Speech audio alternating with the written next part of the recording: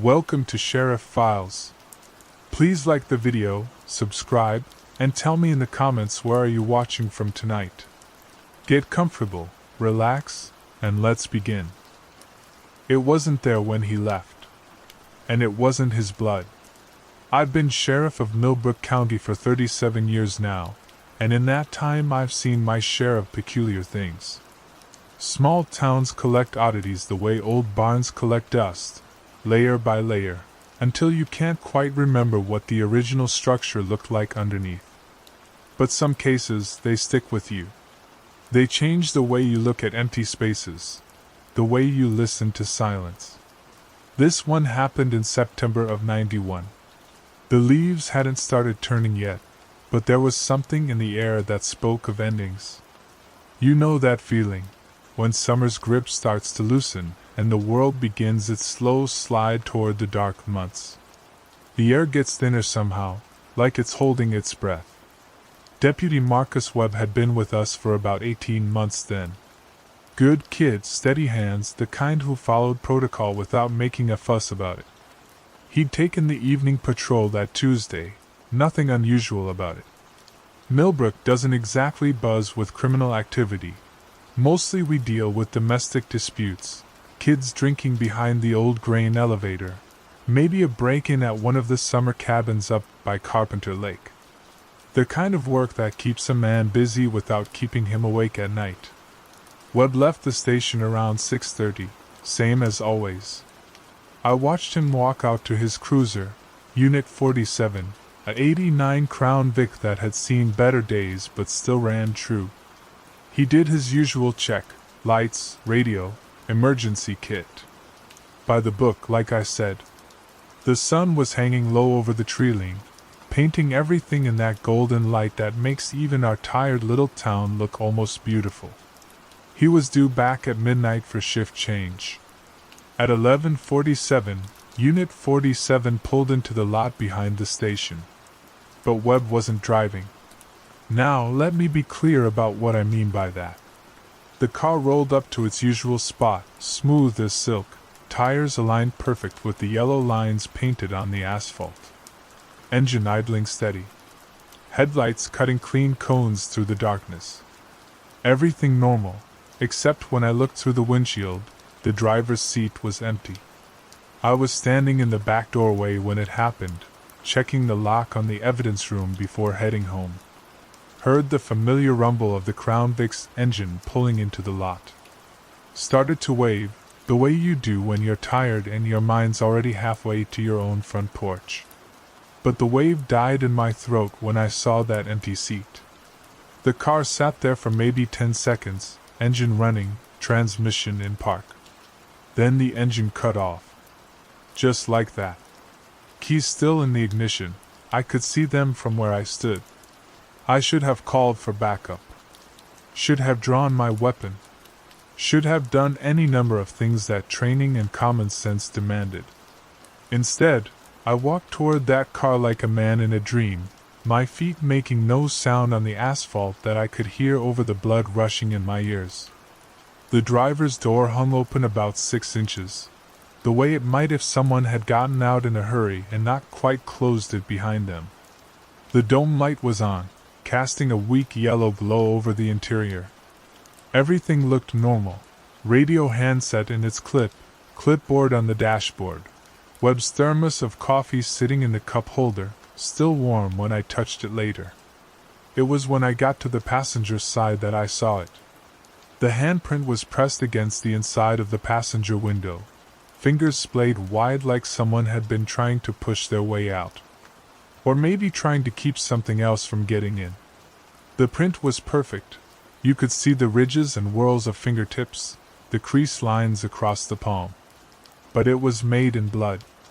Fresh blood, still tacky to the touch when I pressed my finger against the glass from the outside. Small hand? Delicate. Definitely not Webb's. I called out his name, my voice echoing off the brick walls of the station and the row of empty storefronts across Main Street. No answer. Called again, louder this time, and heard my own voice come back to me, changed somehow, thinner, like the words had lost weight during their brief journey through the night air. Webb's radio crackled to life. Not the handheld unit clipped to the dashboard, that once stayed silent. It was his portable radio, the one he kept on his duty belt, coming through the speakers clear as day. But instead of Webb's voice, all I heard was breathing. Slow, measured breaths that seemed to go on forever before finally fading into static. I tried to raise him on the radio. Unit 47, this is base. What's your 20? Nothing. Marcus, you copy? Still nothing. Just that empty hiss of dead air that every cop knows too well. The thing about Millbrook is that it's the kind of place where everybody knows everybody, and most of what they know goes back 3 generations or more. We've got maybe 1,200 souls in the town proper, another few hundred scattered around the county in farmhouses and hunting cabins. On a Tuesday night in September, the place rolls up its sidewalks by 9 o'clock. If Webb was in trouble, if there'd been an accident or some kind of incident, word would have spread faster than a grass fire. But the town was quiet. Too quiet, now that I think about it. Even the dogs weren't barking, and in a place like Millbrook, there's always at least one mutt carrying on about something. I went back inside and called the state police, then started working the phones myself. Webb's landlady hadn't seen him since morning. The folks at Morrison's Diner, where he usually grabbed dinner on evening patrol, said he'd never shown up. Old Henrik at the gas station remembered filling up Unit 47 around 7:30. Said Webb seemed fine, maybe a little distracted, but nothing out of the ordinary. By 3 in the morning, we had search teams combing every road in the county. By dawn, we'd brought in tracking dogs and expanded the search to include the state forest that borders our eastern edge. By the end of the week, the FBI field office in Albany had sent down 2 agents who asked a lot of questions and took a lot of notes, and ultimately filed a report that classified Marcus Webb as a missing person, status unknown. But I kept coming back to that handprint. The crime scene boys photographed it from every angle, dusted it for additional prints, even cut out the section of window to take back to their lab in the state capitol. They ran the blood through every test they had, type, DNA, the works. Type O negative, same as maybe 7% of the population. No matches in any database they could access. And here's the thing that bothered me most. The blood was fresh when I found it, but according to the lab, it had been exposed to air for at least 12 hours before it was collected. 12 hours. That put it right around the time Webb started his shift. The other thing was the temperature. September nights in Millbrook usually hover around 50 degrees, sometimes dipping into the 40s. But inside Unit 47, even with the engine off and the windows up, the temperature was 82 degrees. Hot enough that condensation had formed on all the glass except where that handprint was pressed against the passenger window. I started having dreams about that handprint. Dreams where I'd walk out to the parking lot and find Unit 47 sitting there, engine running, dome light on, and that bloody print pressed against the glass. But in the dreams, there were always fingers moving on the other side, tapping against the window like someone trying to get my attention. I'd wake up in a cold sweat, and for just a moment, lying there in the darkness of my bedroom, I could swear I heard that same tapping sound on my own bedroom window. The town started talking, the way small towns do. Not loud, not obvious, but in whispers at the grocery store, in glances exchanged across the pews at Sunday service. People remembered things. Old stories. The kind of stories that get passed down through generations, growing stranger and more detailed with each telling. Mrs. Kowalski, who lived in Millbrook longer than anyone could remember, stopped me outside the post office one afternoon about 2 weeks after Webb disappeared. She had that look in her eyes that old people get when they're about to share something they've been carrying around for too long. "Sheriff," she said, her voice barely above a whisper. You know about the Hendricks place, don't you? I knew it. Empty farmhouse about 5 miles out of town, sitting on 60 acres of overgrown fields and second-growth timber. The family had moved away sometime in the 70s, and the place had been slowly falling apart ever since. Kids used to dare each other to spend the night there, until the county condemned it, and put up no trespassing signs. What about it, Mrs. Kowalski? She looked around, making sure we were alone on the sidewalk. My grandmother used to tell stories about that place. Said it was built wrong somehow. Built over something that should have been left alone. I waited for her to continue, but she just shook her head and hurried away, leaving me standing there with more questions than answers. That night, I drove out to the Hendricks place. I told myself I was just being thorough, checking every possible location where Webb might have gone missing. But the truth was, something was pulling me there. Some instinct that had nothing to do with police work and everything to do with that crawling sensation you get when you know you're being watched. The house sat at the end of a long dirt driveway, hidden from the main road by a line of overgrown hedgerow. I parked at the gate and walked the last quarter mile, my flashlight beam dancing ahead of me through the weeds and brambles. The house itself was a typical 2-story farmhouse, white clapboard siding gone gray with weather and neglect. Most of the windows were broken, and the front porch sagged under the weight of a roof that had probably leaked for years. But it was the smell that hit me first. Sweet and cloying, like flowers left too long in a vase. Underneath that, something else. Something that made my stomach clench and my hand drift unconsciously toward my service weapon. I called out Webb's name, heard it echo back from the empty windows. No response. But as I stood there in the overgrown yard, flashlight beam wavering in my grip, I could swear I heard something moving around inside the house. Not footsteps exactly, but a sound like fabric brushing against wood. Like someone dragging something heavy across the floor. The front door was standing open. I should have called for backup. Should have waited for daylight and brought the search team with me. Instead, I stepped up onto that sagging porch and into the house, following my flashlight beam into rooms that had been empty for almost 20 years. The smell was stronger inside. Sweet decay mixed with something metallic that I recognized from too many crime scenes. The floorboards creaked under my feet, each step seeming to echo through the empty rooms like a gunshot. I cleared the first floor methodically. Living room, kitchen, dining room, a small bedroom that might have belonged to a child. Nothing but dust and cobwebs and that lingering smell that seemed to get stronger the deeper I went into the house. The stairs to the second floor were narrow and steep, the kind of stairs that farmhouse builders used to save space rather than comfort. Halfway up, one of the steps sagged under my weight with a groan that seemed to go on forever in the silence. I paused, listening, and heard that sound again, fabric on wood, coming from somewhere above me. 3 bedrooms and a bathroom on the second floor. The bathroom was empty except for a clawfoot tub that had been stained black with years of rainwater leaking through the roof. The first bedroom held nothing but a broken wooden chair and some yellowed newspapers from 1978. The second bedroom was where I found Webb's gun belt. It was lying on the floor in the center of the room, perfectly arranged as if someone had laid it out for inspection. Holster, handcuffs, radio, spare magazines, everything in its proper place. But no Webb. I knelt down and touched the leather with one finger. Still warm. That's when I heard the sound behind me.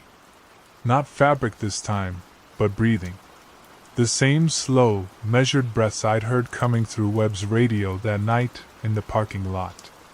I turned around slowly, flashlight beams sweeping across the empty room, and saw nothing. But the breathing continued, seeming to come from everywhere and nowhere at once. "Marcus?" My voice came out as a hoarse whisper. "Marcus, are you here?" The breathing stopped. In the silence that followed, I heard something that made my blood turn to ice in my veins. Footsteps. Not in the room with me, but somewhere else in the house. Slow, deliberate footsteps moving across the floor downstairs. And they weren't alone. There was another sound, a wet dragging noise, like something being pulled across the wooden floor. I backed toward the window, flashlight beam dancing wildly around the room. The footsteps were coming up the stairs now, each creaking step seeming to take forever. But it was the other sound that terrified me, that wet, sliding noise that suggested something was being dragged up those narrow stairs behind whoever was climbing them. The steps reached the second floor and started down the hallway toward the bedroom where I stood. I could see my flashlight beam shaking in my grip, throwing crazy shadows on the peeling wallpaper. 20 feet away. 15. 10. The footsteps stopped just outside the doorway. I waited, hardly daring to breathe, for whatever was out there to show itself. Instead, I heard a voice. Webb's voice, but wrong somehow. Strained and hollow, like it was coming from the bottom of a well. "Sheriff? Sheriff, is that you? Marcus?" I stepped toward the doorway. Flashlight beam pointed ahead of me. "Marcus, where the hell have you been?" "I'm right here, Sheriff. I've been waiting for you." But the doorway was empty.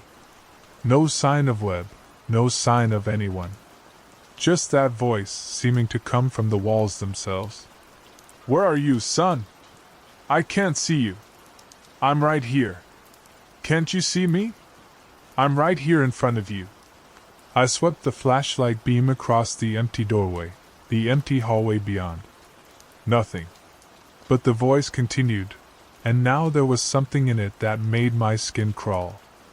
A wet, thick quality, like someone trying to talk with their mouth full of blood. "Something happened to me, Sheriff. Something bad. I can't remember. I can't remember how I got here." "What happened, Marcus? Tell me what happened."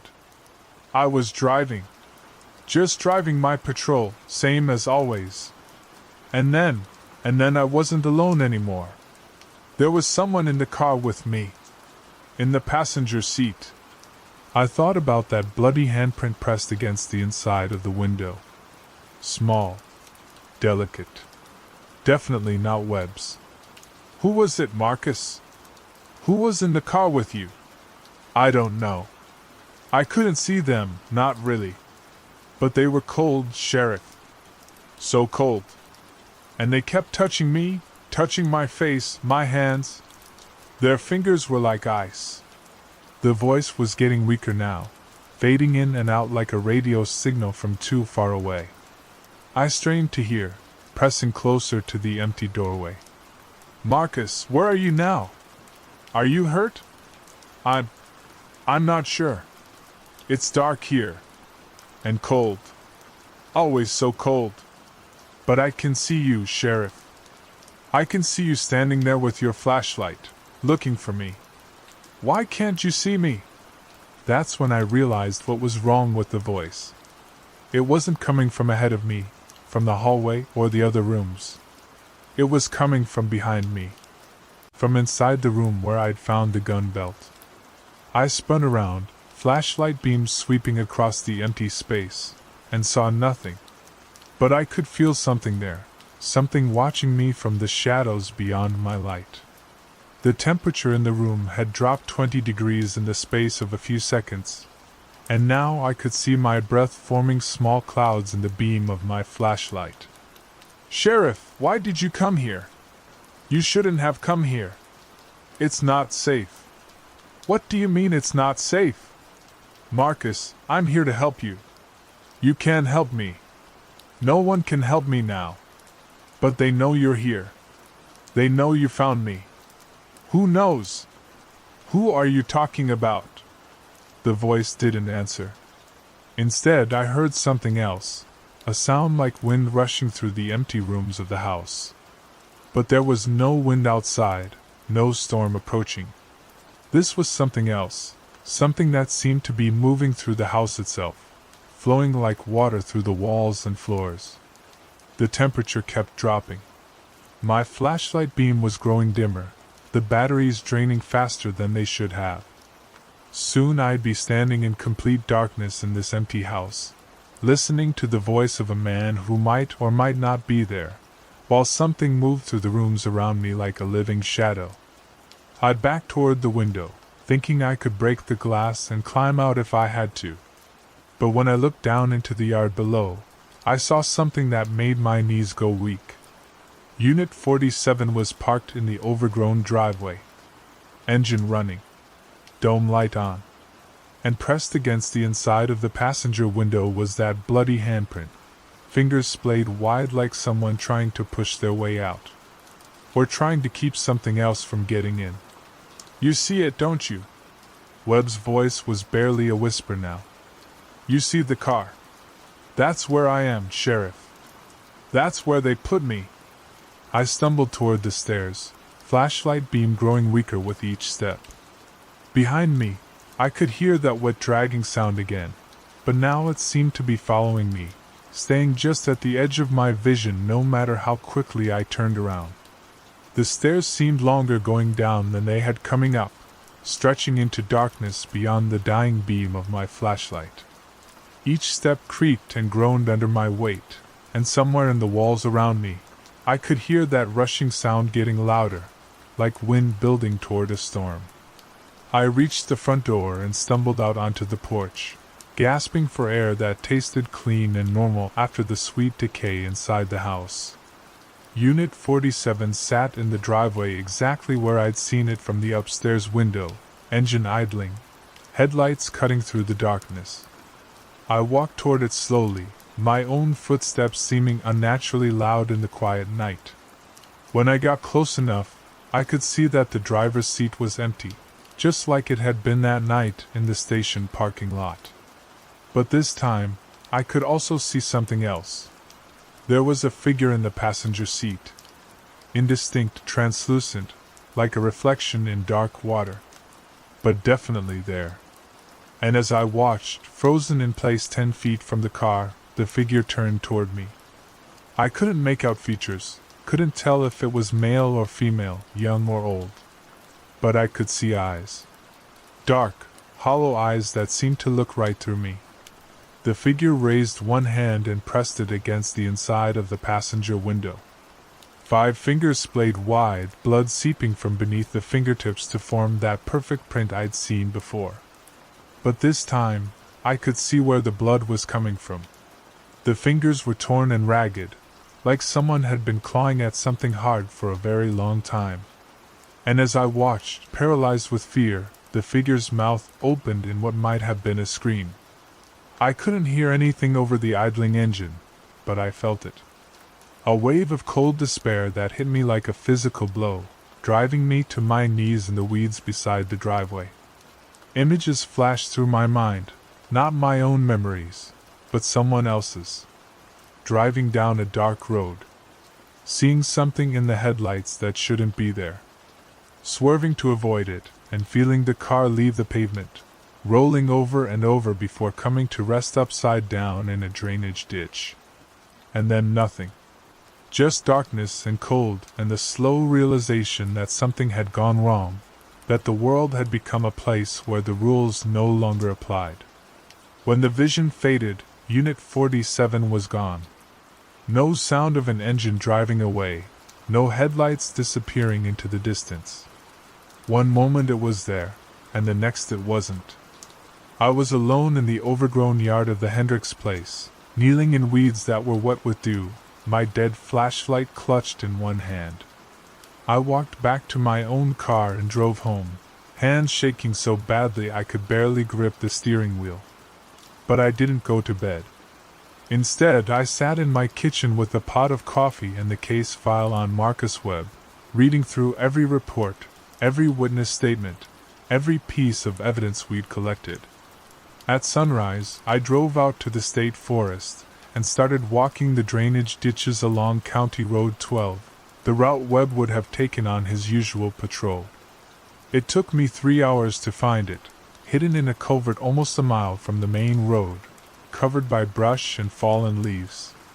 Unit 47 was there, upside down, windows shattered, doors crumpled.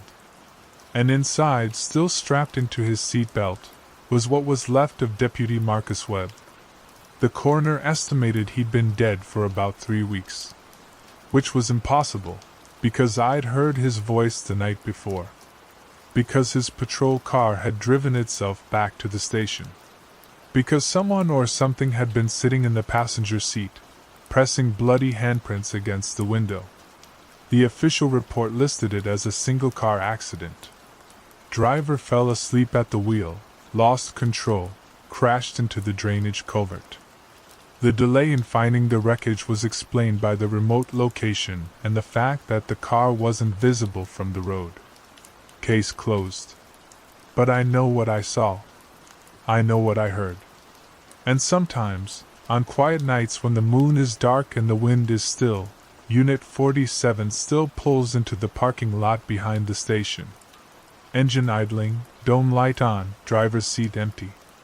And pressed against the inside of the passenger window, there's always that handprint. 5 fingers splayed wide, reaching out from whatever darkness lies beyond the glass, trying to tell us something we're not ready to hear. I retired 6 months later. Told everyone I was getting too old for the job, that it was time to make room for younger blood.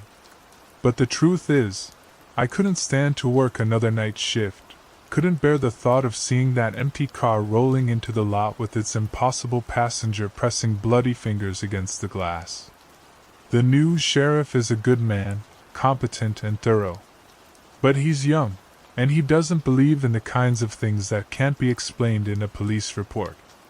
He's never asked me about the Webb case, never wondered why I keep the parking space where Unit 47 used to sit blocked off with traffic cones. Some things are better left alone. Some questions don't have answers that a man can live with. But on nights when sleep won't come and the house feels too quiet around me, I find myself thinking about that figure in the passenger seat, about those torn and bloody fingers pressed against the glass. And I wonder if Marcus Webb is still out there somewhere, still trying to find his way home, still reaching out from whatever dark place he's trapped in to warn us about the things that wait in the spaces between what we know and what we fear. The handprint is still there, you know. Not on Unit 47. That car was scrapped years ago, cut up for parts and sold to junkyards across 3 counties. But sometimes, on foggy mornings when the light is just right and the air is still and heavy, you can see it pressed against the inside of the station windows. 5 fingers splayed wide, reaching out from somewhere beyond the glass, trying to tell us something we're still not ready to hear. It wasn't there when he left. And it wasn't his blood. But it's always been there, I think. In one form or another, in one place or another. Waiting for us to notice. Waiting for us to understand. Waiting for us to realize that some doors, once opened, can never be closed again.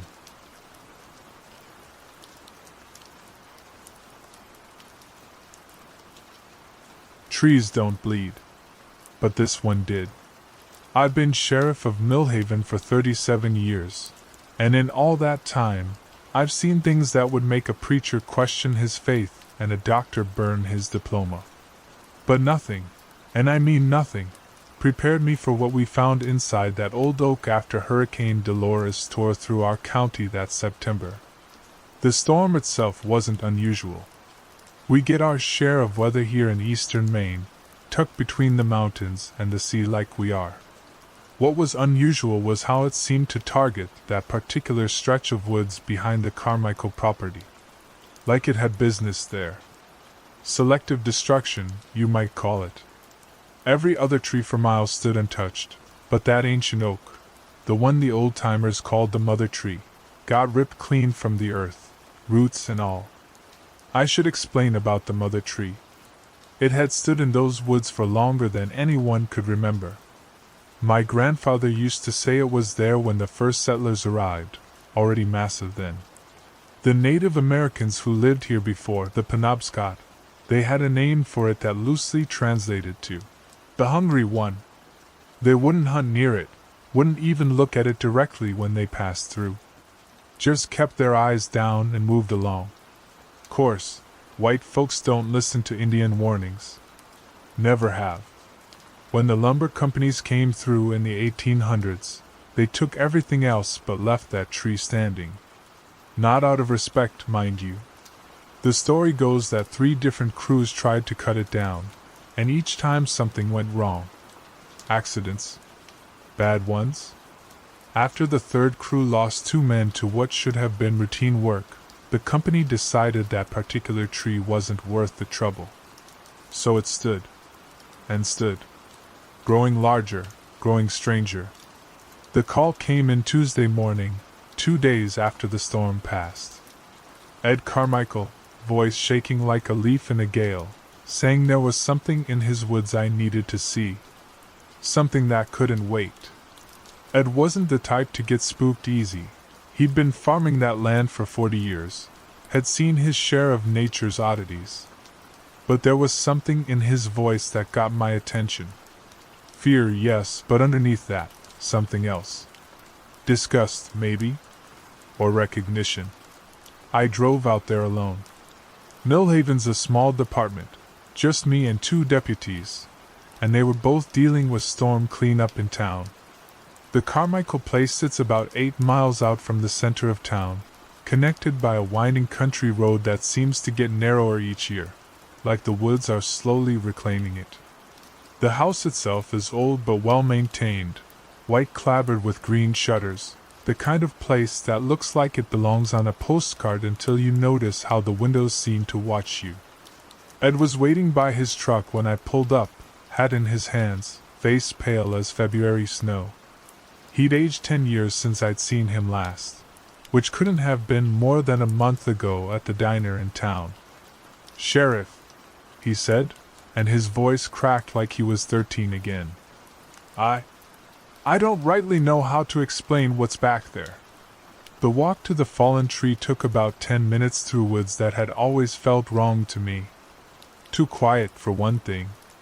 You'd expect to hear birds, squirrels chattering, the normal sounds of forest life. But those woods were silent as a hell breath, and had been for as long as anyone could remember. The trees grew too close together, their branches intertwining overhead like arthritic fingers, blocking out most of the sunlight even on the brightest days. The air always felt heavy there, thick with the smell of decomposition that never quite went away, no matter the season. But that day, as we picked our way through the undergrowth, following the path of destruction the storm had carved, I noticed something else in the air. Something metallic and sweet, like copper pennies left in the sun. Blood smell, though I tried to tell myself it was just my imagination. We found the mother tree in a clearing I'd never seen before, though I'd walked those woods plenty of times over the years. It lay on its side like a fallen giant, and the first thing that struck me was the size of it.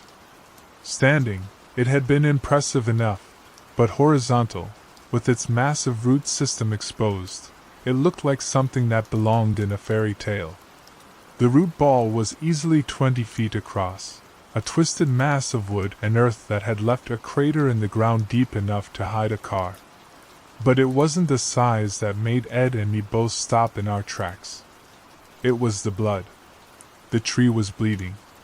Not sap, I know the difference. This was blood, dark and red and flowing from dozens of wounds in the bark like the tree had been shot full of holes. It pooled in the depressions of the bark, dripped steadily onto the forest floor, and where it touched the earth, the ground hissed and steamed like acid. "Started about an hour after sunrise," Ed said, his voice barely above a whisper. "Heard this sound coming from the woods. Like crying, but not human. Came to investigate and found it like this." I approached the fallen giant slowly, my hand resting on my service weapon out of instinct more than logic. What was I going to shoot, a tree? But there was something about the scene that made every nerve in my body scream danger. The blood had a smell to it, That metallic sweetness I'd noticed earlier, but underneath that was something else. Something rotten and old and hungry. The trunk had split open in several places when it fell, revealing hollow chambers inside that shouldn't have existed. Trees don't have cavities like that, not naturally.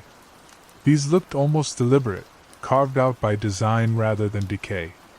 And in those cavities, that's when I saw the bones. They were small at first glance, which made them somehow worse. Delicate things, pale as ivory, scattered through the hollow spaces like someone had shaken a bag of dice. But as I looked closer, crouching down beside the massive trunk, I could see they weren't random. They were arranged, stacked in neat piles sorted by size and type. Finger bones here, ribs there, tiny vertebrae laid out in perfect rows. And they were fresh. Not fossilized or weathered by time.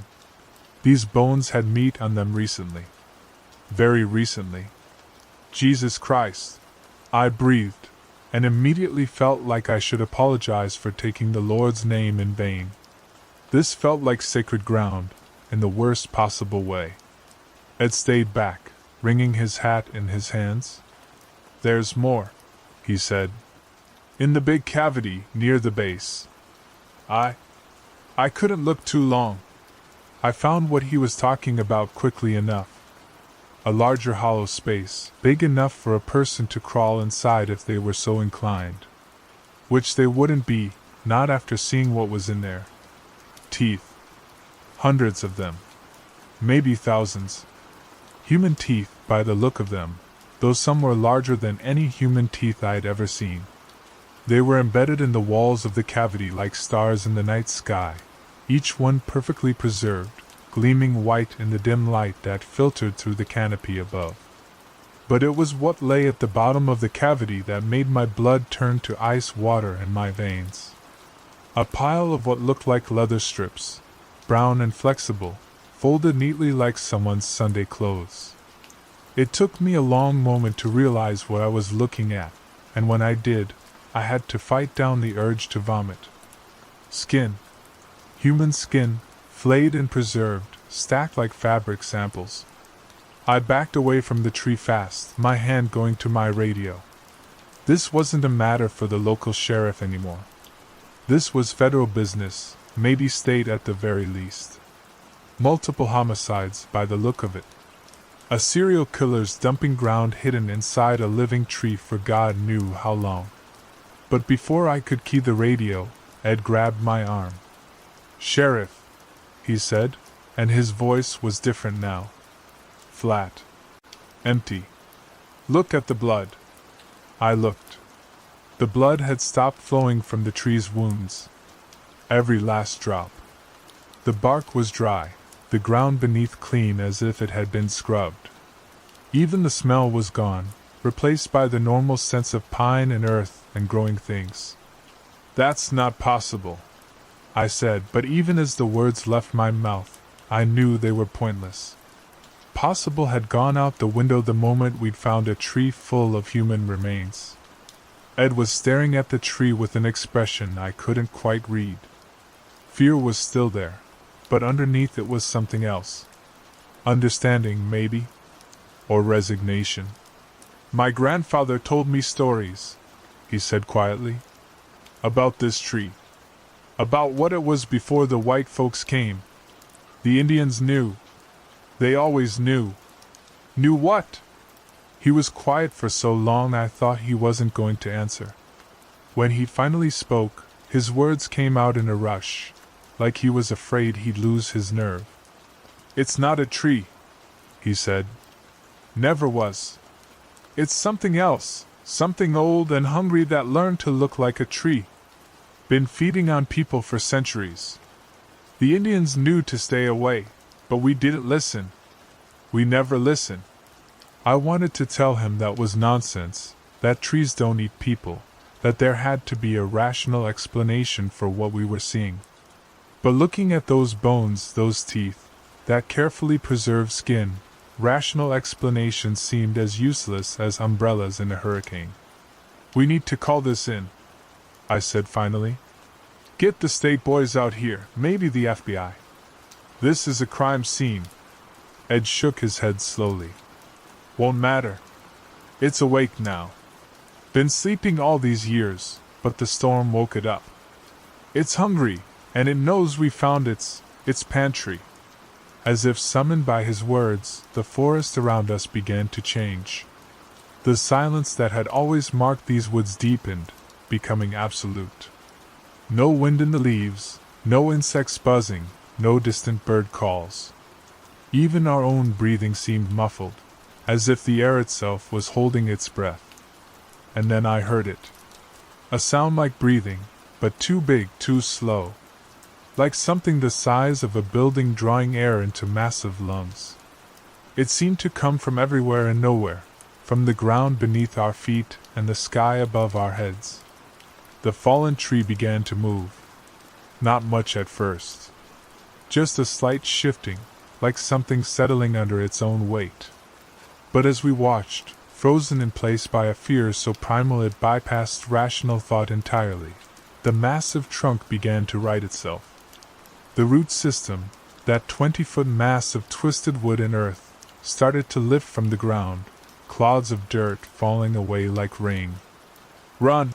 Ed whispered, but neither of us moved. We couldn't. Something held us there, some force that was stronger than muscle and bone. I felt like I was dreaming, watching events unfold from a great distance, powerless to affect their course. The tree continued its impossible resurrection, and as it did, the wounds in its bark reopened. Blood began to flow again, but this time it flowed upward, defying gravity, painting intricate patterns on the bark like some obscene form of calligraphy. The hollow chambers inside the trunk began to glow with a sickly yellow light, and from within that light came sounds. Whispers in languages I didn't recognize, sobbing that might have been wind or might have been something else entirely. And underneath it all, a sound like chewing. When the tree had fully righted itself, standing once again in the clearing where it had stood for centuries, it turned its attention to us. I know how that sounds. Trees don't turn, don't have attention to give. But I felt its gaze like a physical weight, pressing down on my shoulders, examining me with an intelligence older than human civilization. The root system had changed. What had been wood and earth was now something else, something that moved with purpose and hunger. Tendrils of root and flesh reached toward us through the soil, breaking the surface like fingers pushing up through grave dirt. That's when Ed screamed.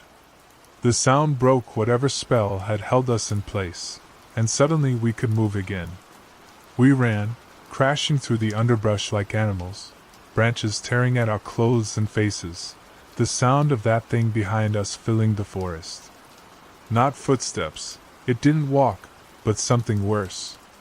A sliding, scraping noise, like something massive dragging itself across the ground, punctuated by the wet sound of roots breaking through earth.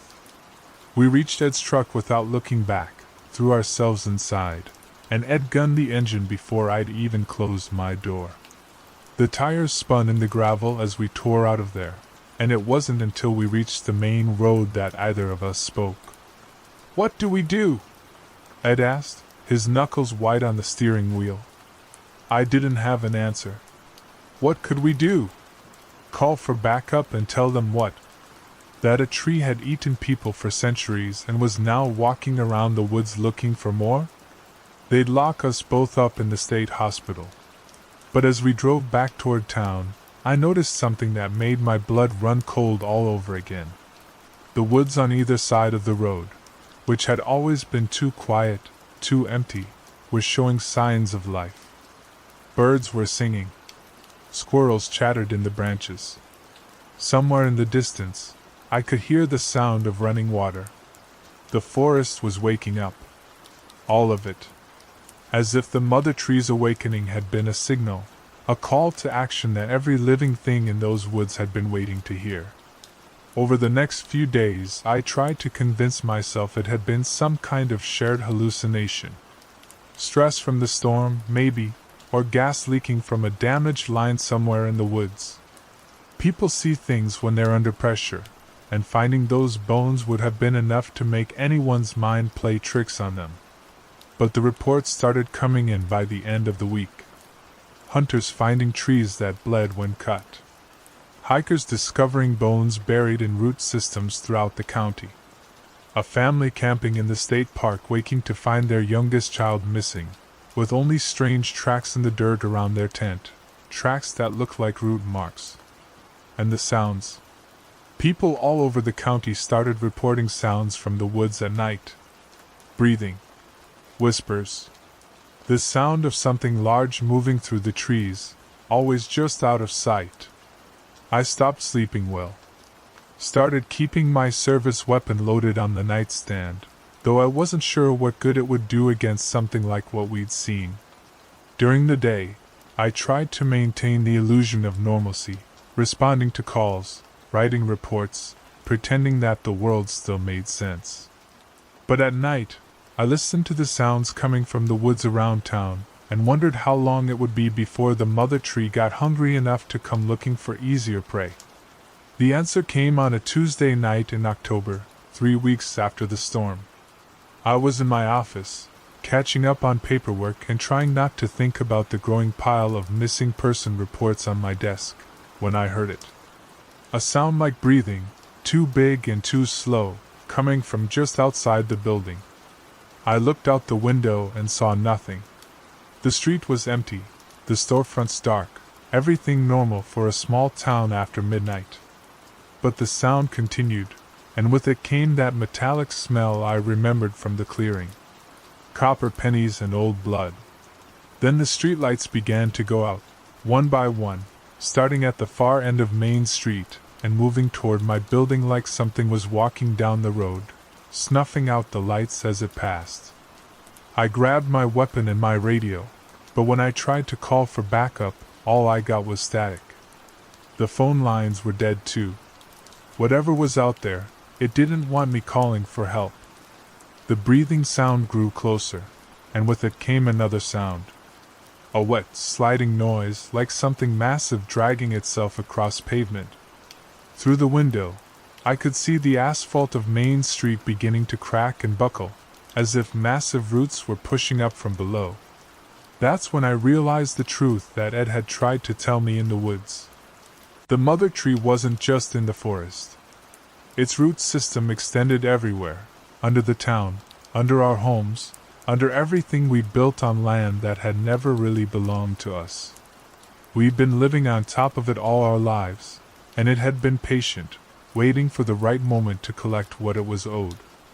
The building began to shake as roots pushed up through the foundation, through the floor, reaching for me with an intelligence and purpose that made my sanity strain at its moorings. I fired my weapon at the nearest tendril, and the bullets passed right through it like it was made of mist and shadow. I won't describe what happened next. Some things are better left unspoken, even in confession. I'll only say that I learned why the Indians called it the Hungry One, and why they never looked at it directly when they passed through its domain. When I woke up, I was lying in the clearing where we'd first found the fallen tree, though it was standing now, as if it had never been disturbed. The sun was shining, birds were singing, and everything looked perfectly normal except for the taste of copper in my mouth and the fact that I couldn't remember how I'd gotten there. I walked back to town, and everything was as I'd left it. My office was intact, the streetlights worked fine, and there were no cracks in the pavement. My deputies asked where I'd been. Apparently I'd been missing for 3 days, but I couldn't tell them the truth. How could I? Instead, I made up a story about getting lost in the woods after the storm, hitting my head, wandering around confused. They seemed to buy it, or at least they pretended to. Small towns are good at collective denial when the truth is too large to swallow. But things changed after that night. The missing person reports stopped coming in, not because people stopped disappearing, but because those who might have filed them were gone too. Families. Entire families, their houses standing empty, their cars in their driveways, no signs of struggle or departure. The town began to empty, slowly at first, then faster. People found reasons to leave. Job opportunities in other states, family emergencies, sudden desires to relocate. Within 6 months, Millhaven's population had dropped by half. Within a year, it was more of an empty town than a living one. I stayed. Couldn't say why, exactly, except that something kept me here. A sense of duty, maybe, or responsibility. Or maybe it was something else. Maybe I stayed because something wanted me to stay, needed me to stay, to be its witness and its voice. I retired from the sheriff's department 5 years later, but I never left town. I live alone now in a house that's too big for one person, in a town that's too empty for the living. Most nights, I sit on my porch and listen to the sounds coming from the woods. Breathing. Whispers. The sound of something large and patient moving through the trees. Sometimes, on very quiet nights, I can hear it singing. Not with a human voice, but with something older, something that remembers when these lands belonged to different gods with different appetites. The song is beautiful in its way, hypnotic and compelling, and sometimes I find myself walking toward the woods without realizing I've left my chair. But I always stop at the tree line. Something inside me, some last vestige of human will, keeps me from taking that final step into the darkness between the trees. I stand there for hours sometimes, listening to the song, feeling its pull, but never quite surrendering to it. Not yet. The tree is patient. It's waited centuries. It can wait a little longer. And eventually, when I'm too old and too tired to resist its call any longer, I'll walk into those woods and become part of its collection. My bones will join the others in its hollow chambers, my teeth will decorate its walls, and my skin will be added to its carefully preserved wardrobe. Until then, I tell its story to whoever will listen. Not because I think it will change anything, the tree feeds whether people believe in it or not, but because bearing witness is all I have left. It's my last act of defiance, my final assertion of human dignity in the face of something that sees us as nothing more than cattle. So remember this, when you're driving through small towns in northern Maine, or anywhere else where the woods grow old and dark and too quiet. Remember that trees don't bleed, except when they do. Remember that some hungers are older than civilization, older than human memory, and that patience is a virtue that predators understand better than their prey. And if you ever find yourself in a forest where the silence feels absolute, where the air tastes of copper and old blood, where the trees seem to watch you with something that might be intelligence, well, you might want to keep walking.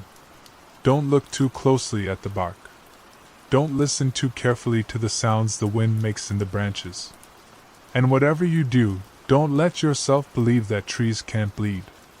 Because this one did. And somewhere in the darkness between sleeping and waking, in the space between rationality and nightmare, it's still bleeding. Still hungry. Still waiting. The end.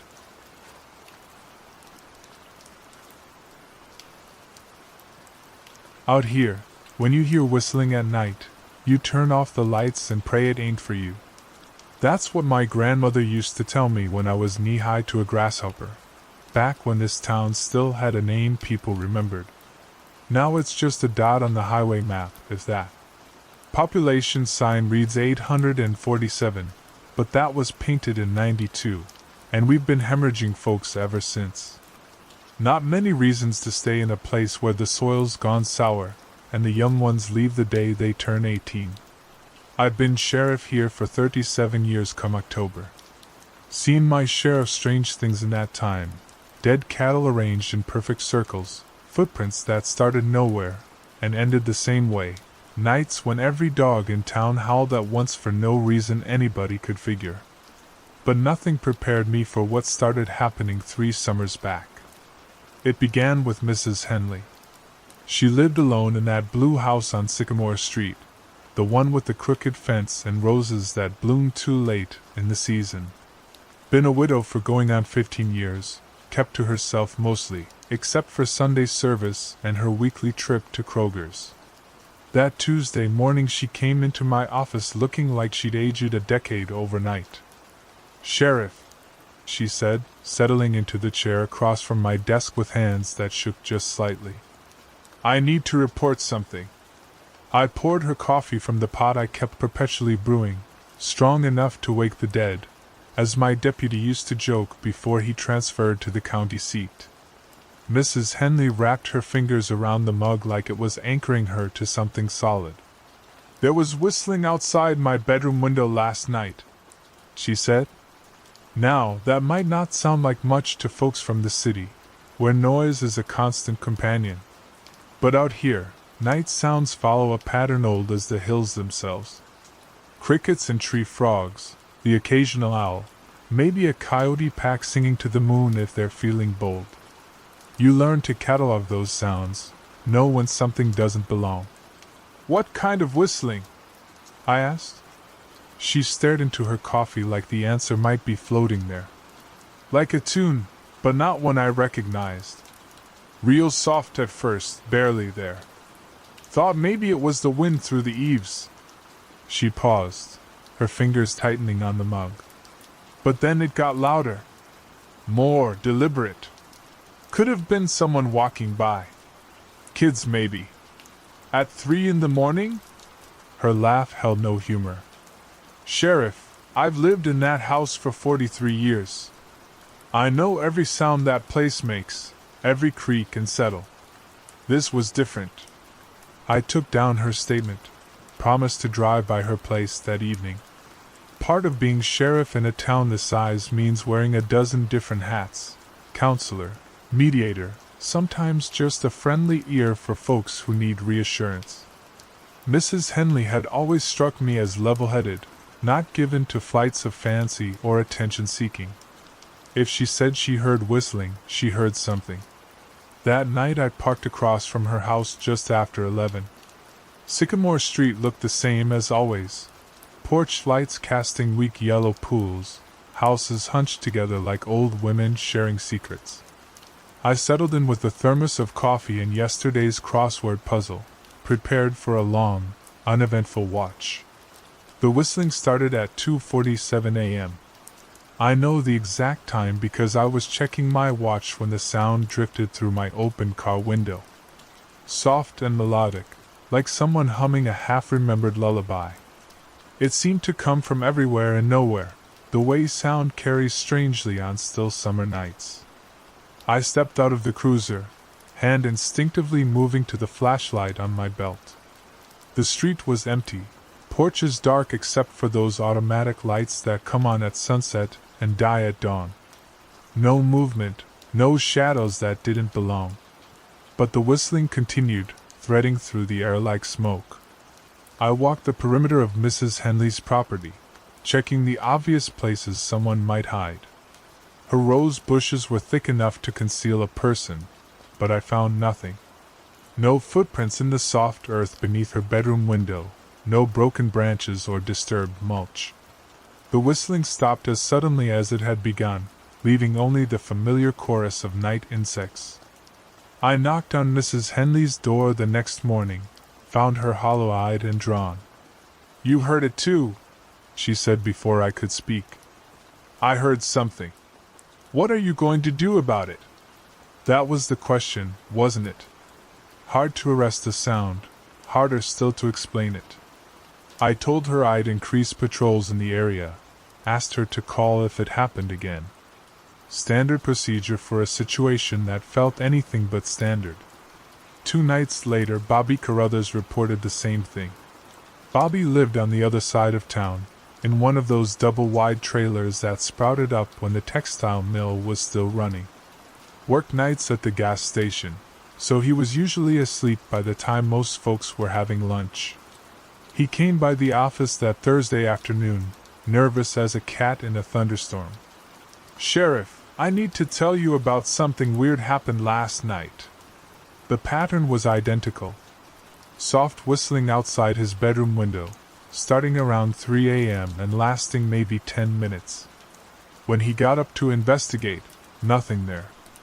No tracks, no sign anyone had been on his property. Mrs. Henley heard the same thing couple nights back. I told him. Bobby's eyes widened. You think we got some kind of peeping Tom running around? I didn't know what to think. Peeping Toms usually left evidence. Footprints, disturbed vegetation, sometimes items they'd dropped in their haste to get away. This was different. Cleaner.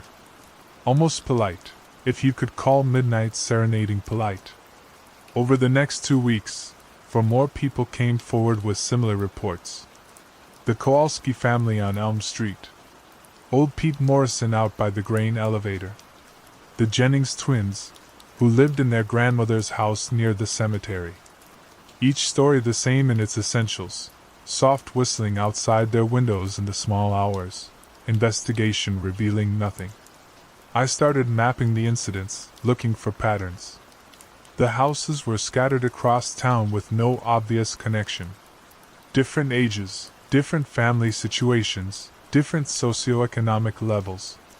The only common thread was the whistling itself, which everyone described in remarkably similar terms. A tune, but not quite a tune. Beautiful in its way, but wrong somehow. Like a song heard in a dream that you can't quite remember upon waking. The first disappearance happened on a Tuesday night in early August. Jimmy Paulson was 19 years old, worked part-time at his uncle's auto shop and spent most of his free time souping up an old Camaro he bought with graduation money. Lived with his parents in a ranch house on the newer side of town, where the developer had run out of money before finishing the sidewalks. His mother called me at home that Wednesday morning, voice tight with worry. Jimmy hadn't come home the night before. His bed was still made, his car in the driveway. She checked with his friends, his girlfriend, even called the hospital in the county seat thinking maybe he'd been in an accident. He's a good boy, Sheriff, she kept saying. Doesn't drink, doesn't do drugs. Never stayed out all night without calling. I drove over to the Paulson place, looked over Jimmy's room like I was conducting a crime scene investigation. Everything appeared normal. Clothes scattered on the floor, posters of cars and country music singers on the walls, homework from the community college spread across his desk. His wallet was missing, but his cell phone sat on the nightstand, battery dead. Mrs. Paulson wrung her hands while I examined the window. He always sleeps with it cracked open, she said. Says the house gets too stuffy otherwise. The window faced the backyard, where Mr. Paulson kept a vegetable garden and a small tool shed. I walked the perimeter, checking for signs of disturbance. The ground was hard-packed clay, not ideal for preserving footprints, but I found something that made my chest tighten. Scuff marks in the dirt beneath Jimmy's window. Not footprints exactly, more like something had been dragged. The marks led toward the tree line that bordered the Paulson property, then disappeared into the tall grass. I called in help from the county, organized search parties, did everything by the book. We combed those woods for 3 days, found nothing but empty beer cans and the remains of teenage bonfires. Jimmy Paulson had simply vanished, like smoke dissipating in the morning air.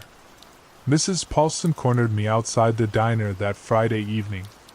Sheriff, I need to tell you something, she said, glancing around to make sure no one was listening. The night Jimmy disappeared, I heard whistling outside his window. Woke me up around 3 in the morning. My blood went cold. Why didn't you mention this before? Because it sounds crazy. Because I thought maybe I dreamed it. She twisted the strap of her purse between her fingers. But I keep thinking about it. That whistling it was beautiful, Sheriff. Made me want to get up and look outside, see where it was coming from. Had to force myself to stay in bed. Did Jimmy mention hearing anything like that before? She shook her head. But he'd been sleeping deeper lately. Said he was having the most vivid dreams. Dreams about walking through the woods at night, following music that seemed to come from everywhere at once. I went home that night and poured myself 3 fingers of bourbon, sat on my back porch watching the sun settle behind the tree line. Everything about this case felt wrong, like trying to solve a puzzle with half the pieces missing. A 19-year-old doesn't just disappear without a trace, not in a town where everybody knows everybody else's business. And the whistling was connected somehow. I could feel it in my bones, the way you feel a storm coming before you see the clouds. The second disappearance happened 8 days later. Carol Vance lived alone in a small apartment above what used to be Henderson's drug store, back when the downtown strip had enough businesses to call it that. She was in her 30s, kept books for a few local businesses, quiet woman who minded her own affairs. Wasn't until her landlord came looking for the rent that anyone realized she was gone. I climbed those narrow stairs to her apartment, found the door unlocked and everything in perfect order. Too perfect, maybe? Bed made with military precision, dishes washed and put away, even her cat's food and water bowls filled to the brim. Like she'd been preparing for a long trip, except her suitcase was still in the closet, and her car keys hung from the hook by the door. The apartment's single bedroom faced the alley behind Main Street. Window was open, just like Jimmy Paulson's had been. I leaned out, studied the fire escape that led down to the alley, but the metal rungs were thick with rust and undisturbed dust. No one had climbed up or down that way in years. Mrs. Henderson, who owned the building, met me in the alley as I was finishing my examination.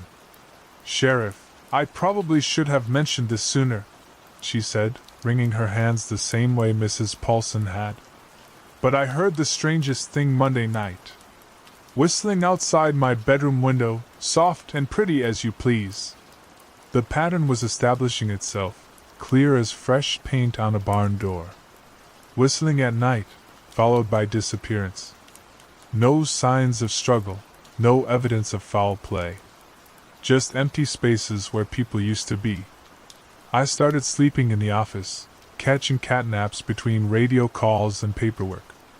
Every night I drove the streets of our little town, looking for I don't know what.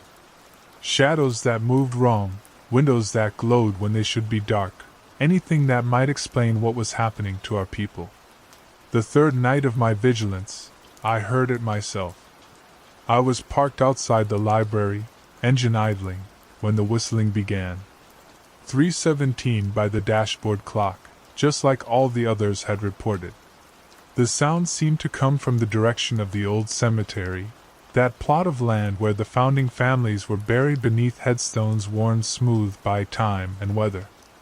I followed the sound, cruiser crawling at walking pace down Cemetery Road. The whistling grew stronger as I approached the rusted gate, clear and sweet as birdsong.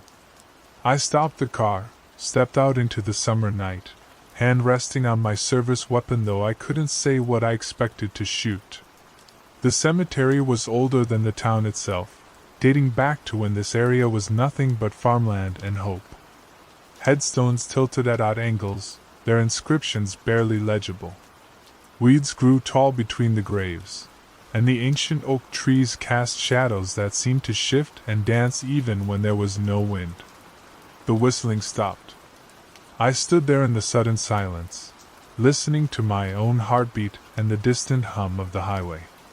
No movement among the headstones, no sound except the settling of the earth and the whisper of night air through dry grass.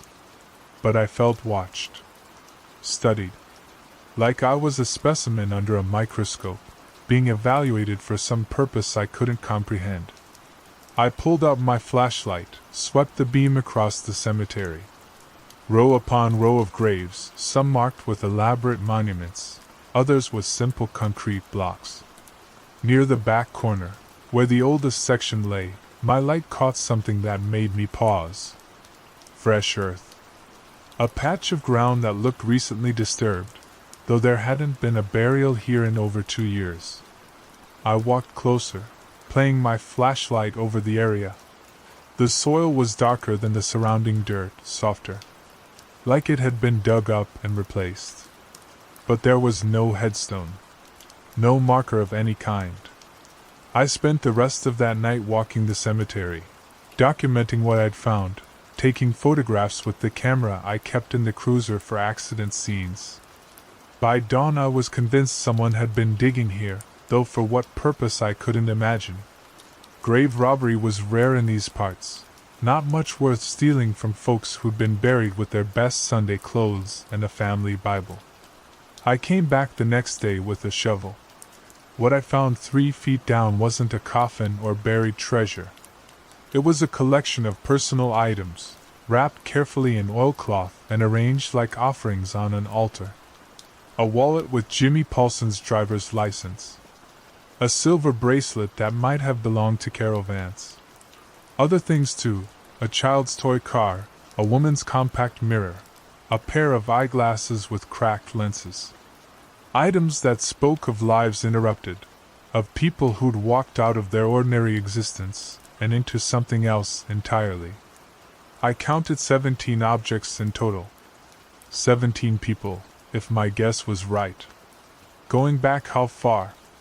The toy car looked old, possibly from the 1950s. The compact mirror was tarnished with age. Had this been happening for decades? Generations? I thought about the stories my grandmother used to tell, warnings wrapped in folklore and passed down like family recipes. About things that hunted in the deep places, ancient hungers that wore familiar faces and sang sweet songs to lure the unwary. About whistling in the dark that meant death was coming to call. The 4th disappearance confirmed my worst fears. Ellen Kowalski was 7 years old, gap-toothed and freckled, the kind of kid who collected lightning bugs in mason jars and believed in magic with the fierce certainty that only children possess. She vanished from her bedroom on a Thursday night, while her parents slept 30 feet away. Her mother found the empty bed Friday morning, window open and screen pushed out from the inside. No sign of struggle, no evidence of forced entry. Ellen's favorite stuffed animal sat on the pillow like it was waiting for her to come back. The search this time involved state police, volunteer fire departments from 3 counties, and a helicopter that circled our little town like a mechanical buzzard. We found nothing. 7-year-old girls don't vanish into thin air, but Ellen Kowalski had done exactly that. Mrs. Kowalski sought me out that evening, her face streaked with tears and exhaustion. "Sheriff, I heard it," she whispered. "The whistling. It was so beautiful, so sad. Like a lullaby my mother used to sing, but different somehow. Wrong. Why didn't you get up? Why didn't you check on Ellen?" I tried. Her voice broke. I tried to get out of bed, but I couldn't move. Like I was paralyzed, but still awake. Could hear everything, but my body wouldn't obey. I lay there listening to that horrible, beautiful song and knew something terrible was happening, but I couldn't stop it. That night I didn't bother with the pretense of patrolling. I drove straight to the cemetery, parked outside the gate, and waited. If something was taking our people, if it was connected to this place and those buried offerings, then it was going to have to come through me. The whistling began at 3 a.m., just like always. But this time it was different. Stronger. More complex. What had been a simple melody before now revealed layers and harmonies, like a full choir singing in perfect unison. The sound seemed to come from everywhere at once, the cemetery, the trees, the very ground beneath my feet. I got out of the cruiser, drew my weapon, tried to focus on being a law enforcement officer instead of a scared old man who was beginning to understand that some problems couldn't be solved with handcuffs and common sense. The cemetery gate stood open. I hadn't opened it. Hadn't even touched it. But there it was, swinging gently in the still night air, rust-red metal groaning on hinges that should have been locked. The whistling grew louder, more insistent, and I felt that same compulsion Mrs. Kowalski had described. The overwhelming urge to walk forward, to follow the sound deeper into the darkness. I fought it. Planted my feet and concentrated on staying exactly where I was, service weapon trained on shadows that seemed to move independently of any light source. The whistling continued, weaving around me like silk scarves, trying to pull me forward step by reluctant step. That's when I saw them. Figures moving between the headstones. At first I thought it was tricks of light and shadow, but as my eyes adjusted I could make out human shapes. Men, women, children. All walking in the same direction, all moving to the rhythm of that impossible song. I recognized some of them. Jimmy Paulson, easy to identify even at a distance by his distinctive shambling gait. Carol Vance, her neat posture unmistakable. And there, holding hands with a woman I didn't recognize, was Ellen Kowalski. They weren't walking like living people. Their movements were too fluid, too synchronized, like dancers performing choreography they'd rehearsed for years. And their faces, even in the darkness I could see that their faces were wrong. Too pale, too still. Like masks made of wax and moonlight. The procession moved toward the back corner of the cemetery, where I'd found those buried offerings. As they walked, more figures emerged from behind headstones and monuments. Dozens of them. Maybe hundreds. People who disappeared from our town over the years, over the decades. All walking together towards some purpose I didn't want to understand. I should have followed them. Should have demanded answers, tried to rescue the missing. That's what a good sheriff would have done, what the badge and the oath required. But I stood frozen at that cemetery gate, watching our stolen people disappear into the darkness, and felt something cold and vast regard me with what might have been amusement. The whistling stopped. The figures vanished. I was alone with the headstones and the night air, and the terrible knowledge that I'd seen something no living person was meant to witness. I never filed a report about what I saw that night. How could I? Who would believe me? Instead, I did what any reasonable man would do when confronted with the impossible. I began to plan my escape. It took me 6 months to arrange early retirement, another 3 to sell my house and most of my belongings. Told folks I was moving to Florida to be closer to my sister, which was true enough. Didn't mention that I'd also researched every town within 100 miles, looking for similar patterns of disappearance. Found more than I'd hoped, fewer than I'd feared. This thing, whatever it was, seemed to be localized. Tied to our particular patch of ground, our specific collection of graves and bones and secrets. Maybe it had always been here, patient and hungry, taking what it needed when it needed it. Maybe we'd built our town on top of something that was old when the first settlers arrived, something that saw human beings as a renewable resource to be harvested when the mood struck. I left town on a Tuesday morning in March, drove away without looking back. Haven't been back since, though I still keep track of the local news through the internet. People still disappear, though not as often as they did during that strange summer. The pattern has slowed, become more subtle. Maybe it senses attention, knows when it's being watched too closely. The whistling continues, according to the reports I read. Soft and sweet and beautiful, drifting through the windows of houses where people sleep and dream and never suspect they might be auditioning for something far stranger than they could imagine. I live in a retirement community now, surrounded by palm trees and people my own age who spend their days playing golf and complaining about the weather. It's a good life, all things considered.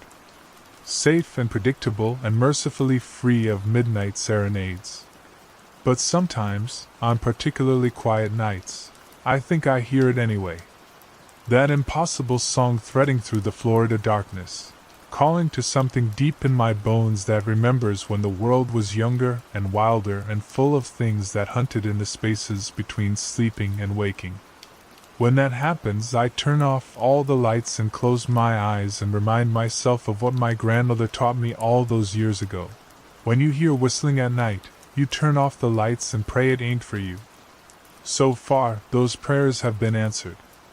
But I'm getting older, and my hearing isn't what it used to be. Sometimes I wonder if the whistling is getting closer, or if I'm just becoming more attuned to frequencies that were always there. Sometimes I wonder if leaving that town was enough, or if some hungers are patient enough to wait for their prey to come to them. Most nights I sleep fine. Most nights the only sounds I hear are air conditioning and the distant murmur of traffic on the interstate.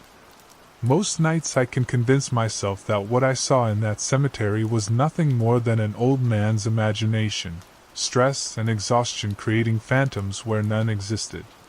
But not tonight. Tonight the air is still and heavy, and somewhere in the darkness beyond my bedroom window, I can hear the faint beginnings of a song I recognize. Beautiful and sad and patient as death itself, growing stronger with each passing moment. I'm not going to investigate. I'm not going to open the curtains or step outside or do anything that might be construed as an invitation. I'm going to lie here in my bed and keep my eyes closed and hope that whatever followed me from that place of old bones and older hungers will lose interest and move on to easier prey. But if you're listening to this, if someone finds this recording after I'm gone, remember what I'm telling you now. When you hear whistling at night, you turn off the lights and pray it ain't for you. Because sometimes, prayer is the only thing standing between you and the dark.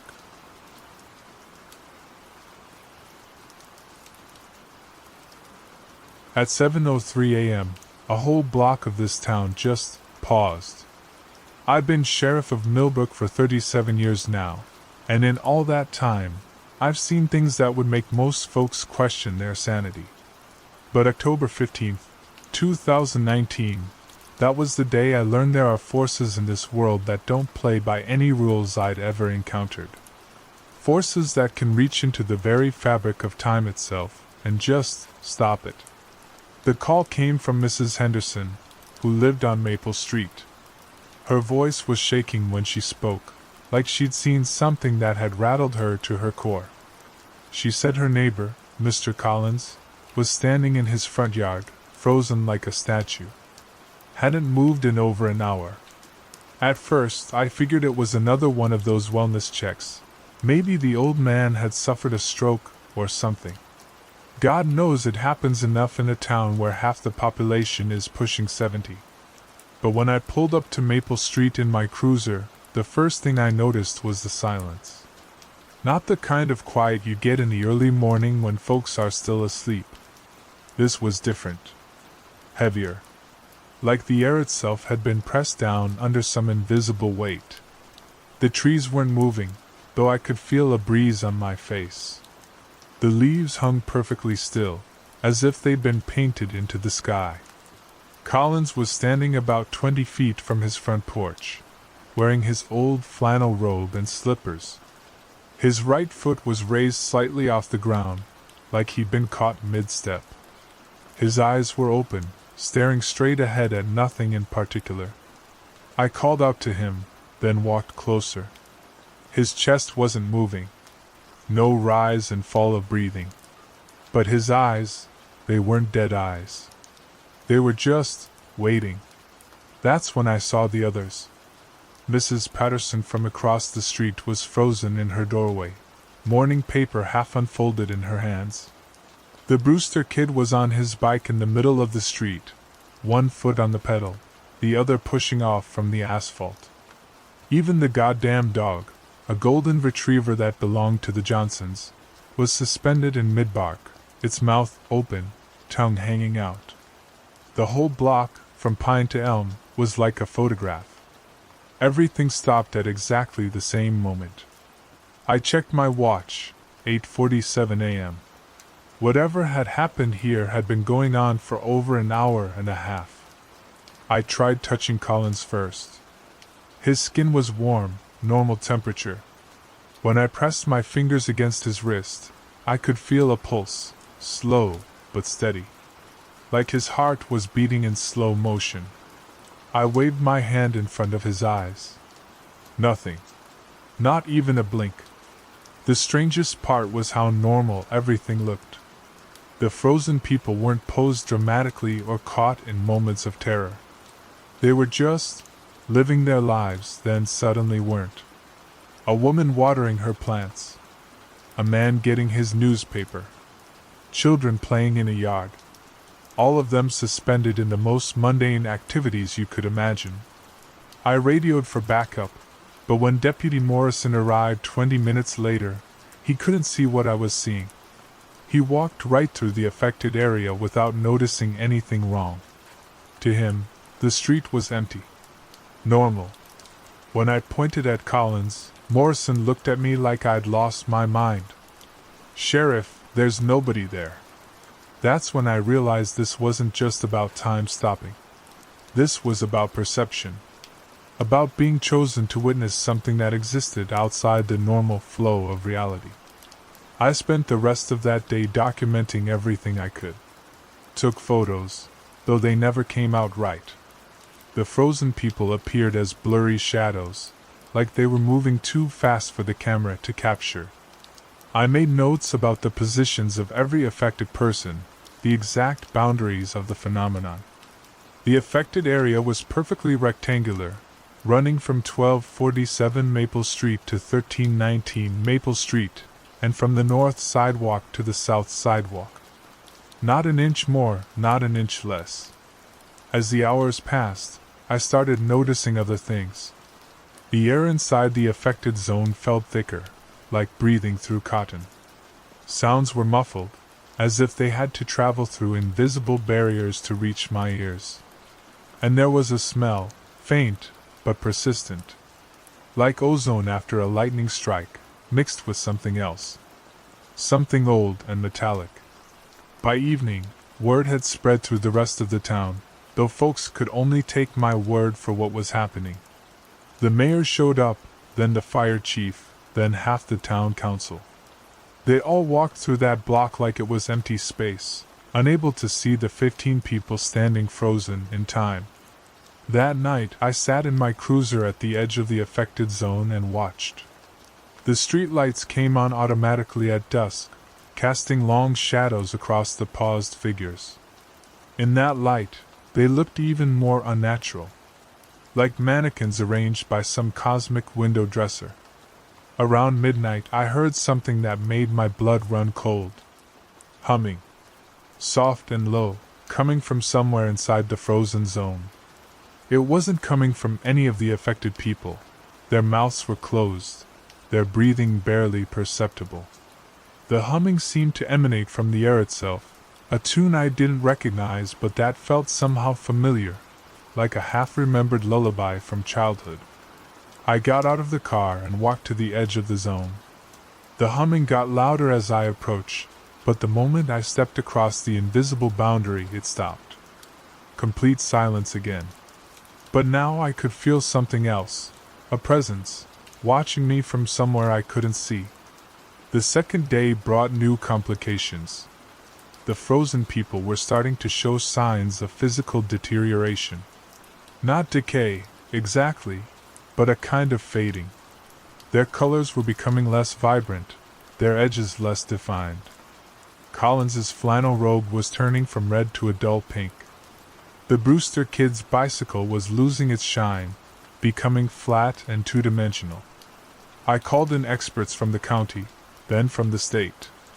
Physicists, doctors, even a few folks from the university who specialized in what they called anomalous phenomena.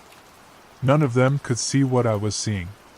To them, I was a sheriff standing in an empty street, talking to myself about invisible people. The isolation was the worst part. Being the only witness to something impossible, having to carry that knowledge alone. I started to question my own sanity. Maybe I was having some kind of breakdown. Maybe the stress of the job had finally gotten to me, and I was hallucinating an entire scenario. But then came the third day, and everything changed. I was sitting in my office, trying to write up a report that wouldn't get me committed to a psychiatric facility, when Mrs. Henderson called again. Her voice was different this time, not scared, but excited. She said something was happening on Maple Street. Something new. When I arrived, the frozen people were moving. Not normally, they were completing the actions they'd been suspended in, but in slow motion. Impossibly slow. Collins was taking the step he'd been frozen in mid-stride, his foot descending toward the ground at a rate of maybe an inch per hour. Mrs. Patterson was continuing to unfold her newspaper, the paper crinkling with movements so gradual they were almost imperceptible. I timed it. At this rate, it would take Collins approximately 6 hours to complete his single step. The Brewster kid would need an entire day to finish getting on his bike. But the most disturbing thing was their eyes. As they moved through their frozen actions, their eyes were tracking me, following my movements as I walked around the zone. They were aware. They could see me. And there was something in their gaze, not fear, not confusion, but a kind of urgent need to communicate something they couldn't express. That's when I noticed the pattern in their positions. What I'd initially taken for random, mundane activities weren't random at all. The frozen people were arranged in a specific configuration. When I looked at them from above, standing on the roof of Mrs. Henderson's house, I could see it clearly. They formed a symbol. Ancient-looking, with geometric precision that couldn't have been accidental. The symbol meant something. I could feel it in my bones, like a word on the tip of my tongue that I couldn't quite remember. It was calling to something, or maybe warning against something. Either way, it had been written in human bodies, in the interrupted flow of ordinary life. I researched that symbol for weeks afterward, poring through books on archaeology, anthropology, and folklore. Finally found a reference in a collection of Native American petroglyphs from the Southwest. The symbol was called the stillness, and according to the text, it was a ward against the hungry time, a force that fed on motion, on the forward progression of moments. The book was vague about details, but it suggested that sometimes, when this force grew too strong, reality would create its own defenses. People would be chosen, positioned in specific patterns to hold back something that wanted to consume the flow of time itself. By the fourth day, the people were moving normally again, but they had no memory of being frozen. To them, no time had passed at all. Collins finished his step and continued walking to his mailbox, completely unaware that he'd been suspended in motion for nearly 100 hours. The Brewster kid pedaled away on his bike, whistling the same tune he'd been whistling when he froze. But I could still feel it, the presence that had been watching from within the stillness. It was gone now, driven back by whatever force had arranged those 15 people into that ancient symbol. But it wasn't destroyed. It was just waiting. That was 6 years ago, and I've never spoken about it publicly until now. The official report listed the incident as a medical emergency involving multiple residents experiencing simultaneous episodes of disorientation. The county sent a social worker to check on everyone affected, and they all passed their wellness checks with flying colors. But sometimes, on quiet mornings when the air feels too still and the shadows seem too long, I drive down Maple Street and check the positions of people going about their daily routines. Because I know that somewhere out there, the hungry time is still waiting. And if it ever comes back, this town might not be so fortunate in its defenses.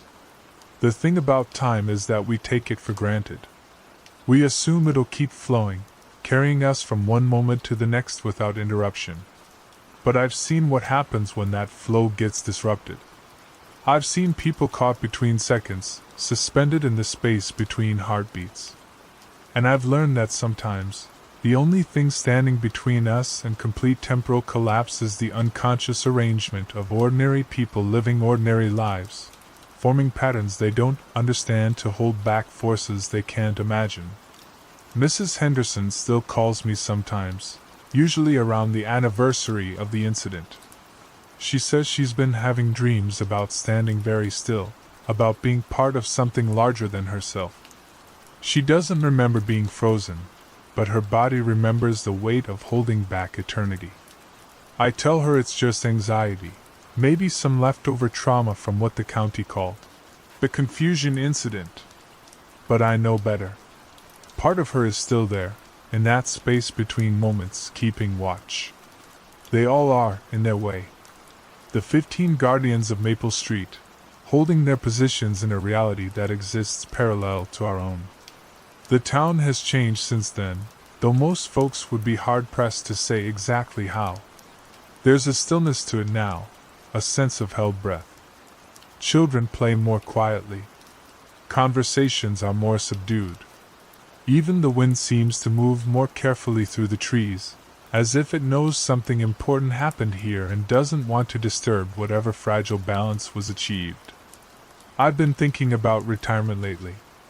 37 years of keeping the peace in a place where peace sometimes requires standing guard against forces that exist outside of normal understanding.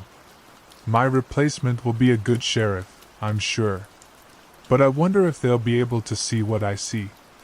If they'll understand the weight of responsibility that comes with protecting a town that exists at the intersection of the ordinary and the impossible. Because Millbrook isn't just another small town anymore. It's a place where time can stop, where reality can bend, where ordinary people can become unwitting guardians against cosmic forces. It's a place where the impossible is just another part of the job description. And somewhere out there, in the spaces between seconds, the hungry time is still waiting. Patient. Eternal. Ready to feed on the forward motion of existence itself. But for now, the town keeps moving. Clocks keep ticking. People keep living their lives, unaware that they're all potential soldiers in a war against the dissolution of time itself. And I keep watching. Because someone has to. Someone has to remember what happened on Maple Street, and someone has to be ready for when it happens again. Because it will happen again.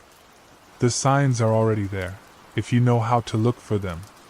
The way shadows fall at odd angles on certain streets.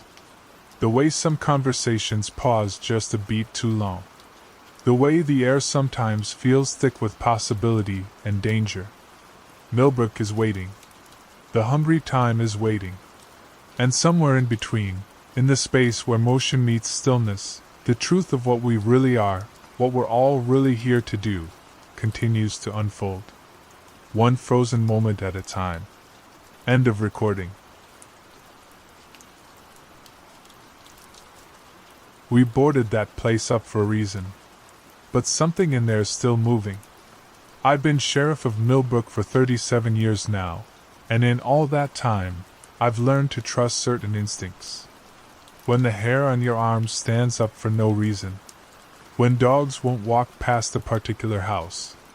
When the temperature drops 10 degrees in a single step. These aren't things they teach you at the academy, but they're things that'll keep you breathing in a town like ours. The Hartwell house sits on Elm Street, third one down from the corner where the old grain elevator used to stand. Built in 1892 by a man who made his fortune in lumber before the forests ran thin.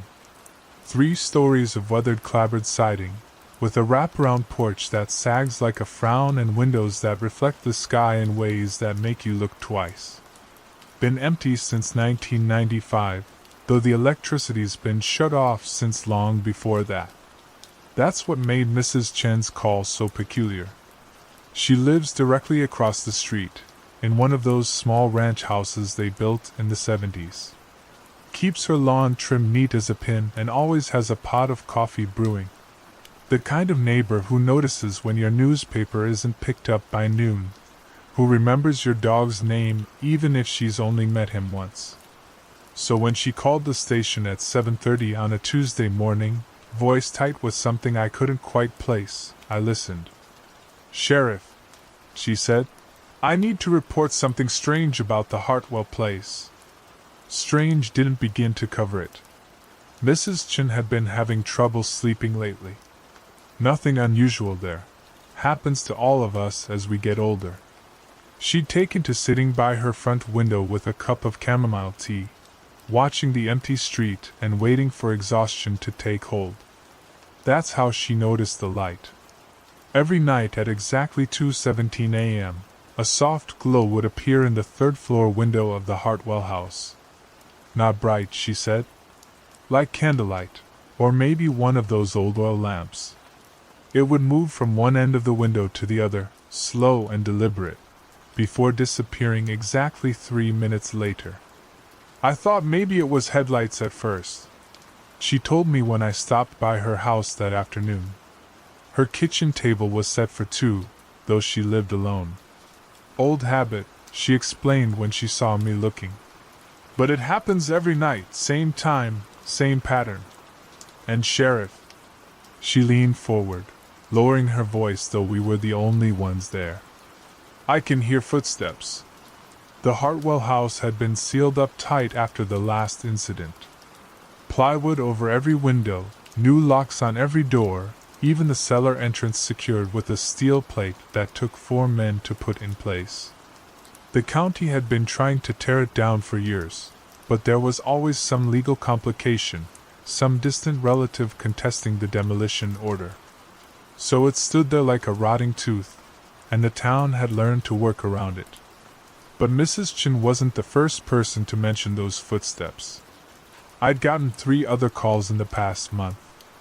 Jim Kowalski, who delivered mail on that route, swore he could hear pacing overhead when he walked past around 2 in the afternoon. Said it sounded like someone wearing heavy boots, moving back and forth across the length of the attic. Sarah Hendricks, the librarian, claimed she heard it too when she was walking her dog late one evening. Even old Pete Morrison, who was deaf in 1 ear and stubborn as a mule, admitted he'd noticed something odd about the place. The thing is, I'd been inside that house before. Twice, actually. Once in 1995, right after we boarded it up, and again in 2003 when the Hendricks boy thought it would be fun to break in on a dare. Both times I'd made it as far as the 2nd floor before something made me turn around and leave. Not fear, exactly. More like a certainty that I wasn't welcome there. The first time, I told myself it was just the smell. Old houses develop their own particular scent after they've been closed up for a while. Mildew and mouse droppings and something else that might be decay. The Hartwell house smelled like that, but underneath it was something else. Something that reminded me of the way the air tastes before a bad storm, thick and metallic and wrong. The second time, I'd made it halfway up the stairs to the 3rd floor when I heard it. A single footstep, directly overhead. Not the settling of old wood or the scurrying of some trapped animal. A deliberate, measured step, followed by silence so complete it made my ears ring. I'd stood there for maybe 30 seconds, hand on my weapon, listening. Then I turned around and walked out, and I nailed an extra board across the front door for good measure. But Mrs. Chen's story was different. She wasn't inside the house. She was seeing the light from her window, hearing the footsteps from across the street. And if she was right about the timing, 2:17 a.m., every single night, then we had a problem. I decided to see for myself. The first night, I parked at the end of Elm Street and walked to Mrs. Chen's house. She was waiting for me with a thermos of coffee and a folding chair she'd set up by her front window. We sat there in the dark, watching the Hartwell house, not talking much. At 2:15, she put her hand on my arm and pointed. At first, I didn't see anything. The house sat dark and still, just like it had for 30 years. But then, at exactly 2:17, a faint glow appeared in the 3rd floor window. Warm and yellow, like candlelight, moving slowly from left to right across the glass. I could see the outline of the attic room behind it, shadows shifting as the light passed. And then I heard them. Footsteps. Slow, deliberate, pacing back and forth across the floor above. Even from across the street, even through the sealed windows and boarded walls, I could hear them clear as day. The light disappeared at 2:20, just like Mrs. Chin had said. The footsteps stopped. The house went dark again. "How long has this been going on?" I asked her. 3 weeks, she said. "Maybe 4. Started right after that storm we had in early March." I remembered that storm. Straight-line winds that knocked down power lines all over the county and left half the town without electricity for 2 days. The kind of weather that can change a place, shift things around in ways you don't notice until later. The next night, I brought a camera. Professional grade, the kind we use for crime scenes.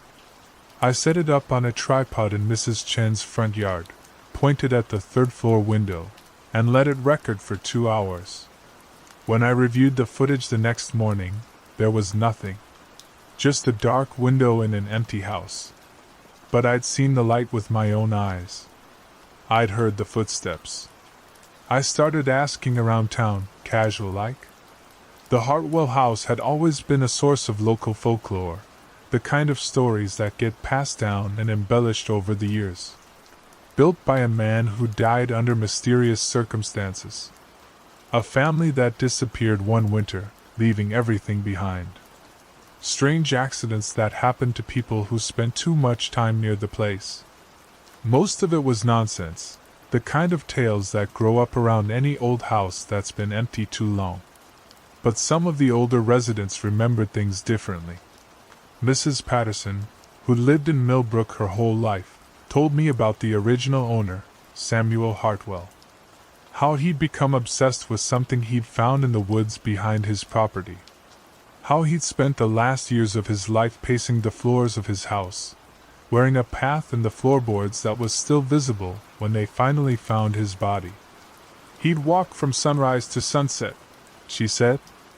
Up and down, like he was looking for something he'd lost. Neighbors complained about the noise, but what could they do? Man's got a right to walk around in his own house. Samuel Hartwell had died in 1924, alone in that 3rd floor attic. Heart attack, according to the death certificate, though Mrs. Patterson remembered hearing other stories. Stories about the sounds that came from the house in the weeks after his death, before his body was discovered. Footsteps that continued long after Samuel Hartwell was in no condition to make them. The house had changed hands several times over the years. Each new owner stayed for a while, then left suddenly and without explanation. The last family to live there, the Michaels, had packed up and moved out in the middle of the night in 1995. Left most of their furniture behind, just took their clothes and their children and drove away. When the county asked them why, they said they'd found a better opportunity in another state. But Mrs. Patterson remembered them differently. They looked scared, she said, like something had been chasing them. I was starting to understand why. The 3rd night, I decided to get closer. I parked at the far end of Elm Street and walked to the Hartwell house, flashlight in hand but not switched on. The moon was almost full, giving me enough light to see by. I stood on the sidewalk directly in front of the house, looking up at those boarded windows, and waited. At 2:17, the light appeared. Closer now, I could see it was moving with purpose, not just drifting randomly. Back and forth, like someone searching for something they couldn't find. The footsteps were louder too, distinct enough that I could hear the rhythm. Step, step, step, pause. Step, step, step, pause. As if whoever was walking was stopping every few feet to examine something, then moving on. I stood there for the full 3 minutes, watching and listening. When it stopped, the silence that followed was so complete it made the darkness seem deeper. I walked back to my car, but I couldn't shake the feeling that something was watching me from those dark windows. The 4th night, I brought backup. Deputy Morrison, Pete's nephew, young but steady, met me at the station, and we drove to Elm Street together. I briefed him on what we might see, but I could tell he thought I was losing my mind. 4 days of talking about lights and footsteps in an empty house will do that to your credibility. We position ourselves across the street from Mrs. Chen's house, each of us with a clear view of the third-floor window. At 2:15, Morrison was checking his watch and making jokes about ghost hunting. At 2:17, he stopped talking. The light appeared right on schedule, but this time something was different. It wasn't just moving back and forth, it was getting brighter. And the footsteps sounded different too. Faster. More urgent. Like whoever was up there had found what they were looking for. Jesus Christ, Morrison whispered. There's actually something up there. The light stopped moving and held steady in the center of the window. For maybe 30 seconds, it just sat there, bright and unwavering. Then it began to pulse. Slow at first, then faster, like a heartbeat that was speeding up. The footsteps matched the rhythm, growing louder with each pulse. Then it stopped. Everything stopped. The light disappeared, the footsteps ceased, and the house went dark. Morrison was quiet on the drive back to the station. When we got there, he sat in his patrol car for a long time before going home. The next morning, he called in sick. The day after that, he put in for a transfer to the county sheriff's department. I approved it without asking any questions. I'd been in law enforcement long enough to know when something is beyond normal procedures. This wasn't a break-in or a squatter situation. This wasn't something that could be solved with handcuffs and paperwork. But it was something that needed to be addressed, because whatever was happening in that house was getting stronger. Mrs. Chen called me again the following week. The light was appearing earlier now, sometimes as early as midnight. The footsteps were lasting longer, sometimes continuing until dawn. And she'd started seeing other things. Shadows moving past the first-floor windows. The front door standing open even though it was secured with heavy chains. Sounds that might have been voices, too faint to make out words but clear enough to recognize as human. I'm thinking about moving, she told me. Staying with my sister in Minneapolis until this blows over. I couldn't blame her. Whatever was in that house was no longer content to keep to a schedule. That's when I decided to go inside. I knew it was against regulations. I knew it was dangerous. But I also knew that whatever was happening, it wasn't going to stop on its own. And if it spread beyond the Hartwell house, if it started affecting other properties, other families, then we'd have a situation that couldn't be contained. I went alone. Friday night, just after midnight. I told Deputy Morrison I was taking a personal day, that I had some family business to attend to. I parked behind the old grain elevator and walked to the house through the alley, approaching from the back where the neighbors couldn't see me. The rear door was secured with a steel plate, but the lock was old and I'd brought the right tools. It took me 15 minutes to get inside, and another 5 to convince myself to actually step through the doorway. The smell hit me first. Not the musty, abandoned smell I remembered from my previous visits. This was something else. Something organic and sweet, like flowers that had been left too long in standing water. It was strongest near the staircase that led to the upper floors. I climbed slowly, flashlight beam dancing ahead of me, trying to move quietly despite the protests of old wood under my feet. The second floor was empty, just bare rooms with faded wallpaper and stains on the floorboards that could have been anything. But the smell was stronger here, and I could hear something above me. Not footsteps, not yet, but a kind of restless movement, like someone turning over in bed. The stairs to the third floor were narrower, steeper. Halfway up, I had to stop and catch my breath. Not from exertion, but from the weight of the air itself. It felt thick, heavy, like trying to breathe underwater. My flashlight beams seemed dimmer up here, as if the darkness was absorbing the light. The third floor was a single large room that stretched the length of the house. At one time, it might have been servants' quarters or storage space. Now it was empty except for a path worn into the wooden floor. A path that ran from one end of the room to the other, worn smooth by decades of pacing feet. I followed the path with my flashlight, from the east wall to the west wall and back again. The floorboards were worn down almost to the joists in some places, creating a groove that was several inches deep. At the western end of the room, the path stopped at a window that looked out over the backyard. The glass was dirty and cracked, but through it I could see the old oak tree that had been there since before the house was built. That's when I heard the first footstep. It came from directly behind me, clear and distinct. I spun around, flashlight beams sweeping the empty room, but there was nothing there. Just the worn path in the floor and the heavy, sweet smell that seemed to be getting stronger. The second footstep came from my left. Then a third from my right. Then they started coming faster, from all directions at once, as if someone was dancing around me in the darkness just outside the reach of my light. I backed toward the stairs, but the footsteps followed. They were getting closer, and with them came something else. A sound like whispering, too soft to understand but loud enough to know it was there. And underneath it all, a rhythm that I slowly recognized as breathing. Deep, labored breathing, like someone who had been walking for a very long time. I made it to the top of the stairs before I saw the light. It wasn't the soft, yellow glow that Mrs. Chen had described.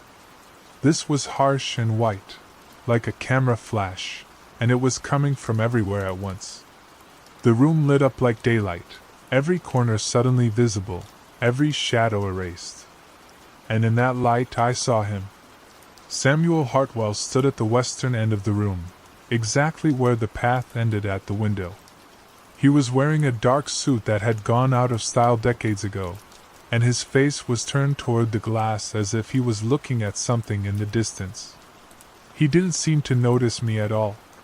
He just stood there, perfectly still, until the light faded and the room went dark again. Then he started walking. Step by step, following the path he'd worn into the floor, from the window to the eastern wall and back again. His footsteps echoed through the empty house, through 30 years of silence, marking time like a clock that had never been wound down. I understood then what Mrs. Chen had been seeing. This wasn't a haunting in any traditional sense. This was a moment that had been trapped, repeating itself over and over, like a record that keeps skipping on the same song. Samuel Hartwell was still up there, still pacing, still searching for whatever it was he'd lost in those woods so many years ago. But something had changed recently. Something had made him stronger, more visible. That storm in March had done more than knock down power lines. It had disturbed something that should have been left alone. I left the house the way I'd come in, through the back door and into the alley. But as I walked away, I could still hear those footsteps above me, steady and relentless. And I knew that boarding up the windows and chaining the doors wasn't going to be enough anymore. Mrs. Chen moved out the following week, packed up everything she owned and drove to Minneapolis to stay with her sister. She put the house up for sale, but there haven't been any takers. Word gets around in a small town, and people talk. The Hartwell house still stands there on Elm Street, dark and silent during the day. But every night at 2:17, if you know where to look, you can see the light in the third-floor window. You can hear the footsteps, pacing back and forth, back and forth. I've stopped checking on it. There's nothing more I can do, and some things are better left undisturbed. The county has given up on their demolition plans. They say it's because of legal complications, but I know better. There are some places that don't want to be torn down. Recently, I've started hearing stories about other houses in town. Places where the lights come on by themselves. Places where people hear voices in empty rooms. The Peterson place on Maple Street. The old doctor's house on 3rd Avenue. Even the parsonage behind the Methodist church. It's spreading, just like I thought it would. Whatever Samuel Hartwell was looking for, whatever he found in those woods behind his house, it's not content to stay in one place anymore. It's moving through the town like a slow infection, waking up things that should have stayed sleeping. I've got 2 years left until retirement. 2 years, and then this becomes someone else's problem. But I don't think it's going to wait that long. Something tells me that whatever's happening in Millbrook is just getting started. Last night, I drove past the Hartwell house around midnight. The light was on again, bright and steady in that third-floor window. But this time, it wasn't alone. There were other lights too, in houses up and down the street. And if you listened carefully, you could hear them all. Footsteps from a dozen different houses, all walking in the same rhythm, all searching for the same thing. We boarded that place up for a reason. But something in there's still moving. And now it's not moving alone. End of transmission from Sheriff Paranormal Files.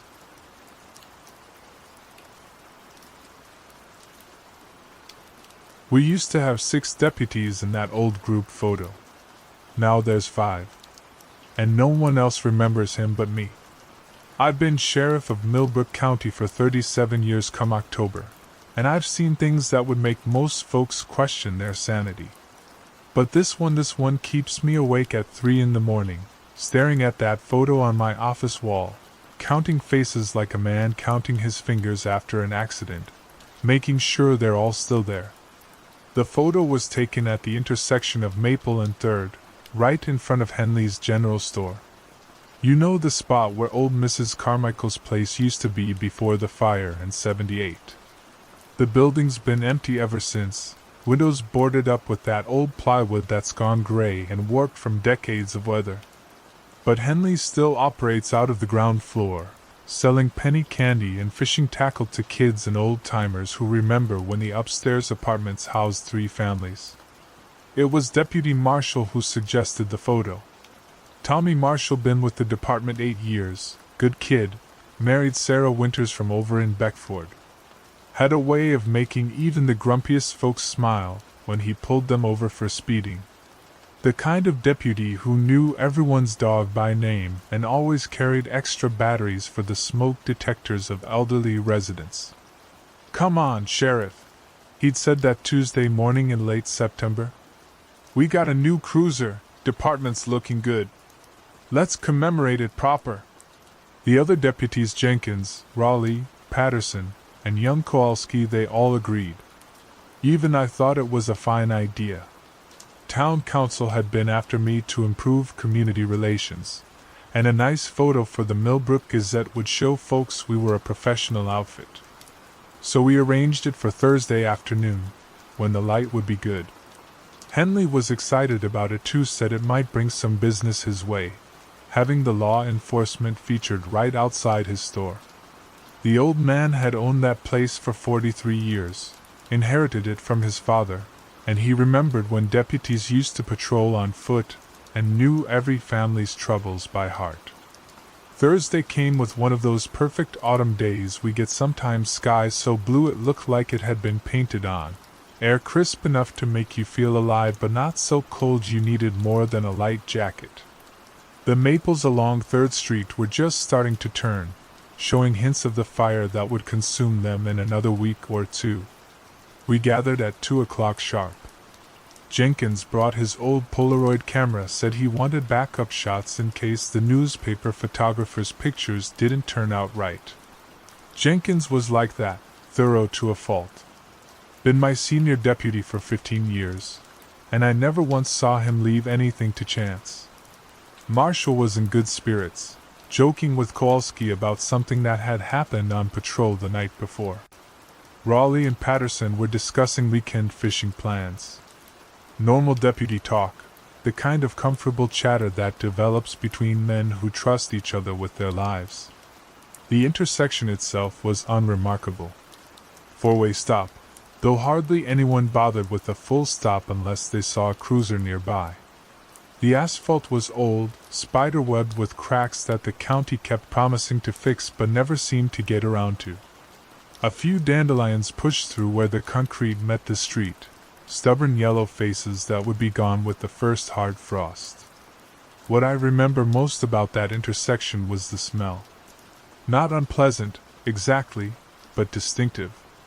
Like old books and copper pennies, with just a hint of something sweet underneath, like flowers left too long in a vase. I'd noticed it before on patrol, usually in the early morning hours when the town was still sleeping. Never thought much of it. Old towns collect odors the way they collect stories. The newspaper photographer, a young woman named Beth something, new to the area, positioned us in front of Henley's storefront.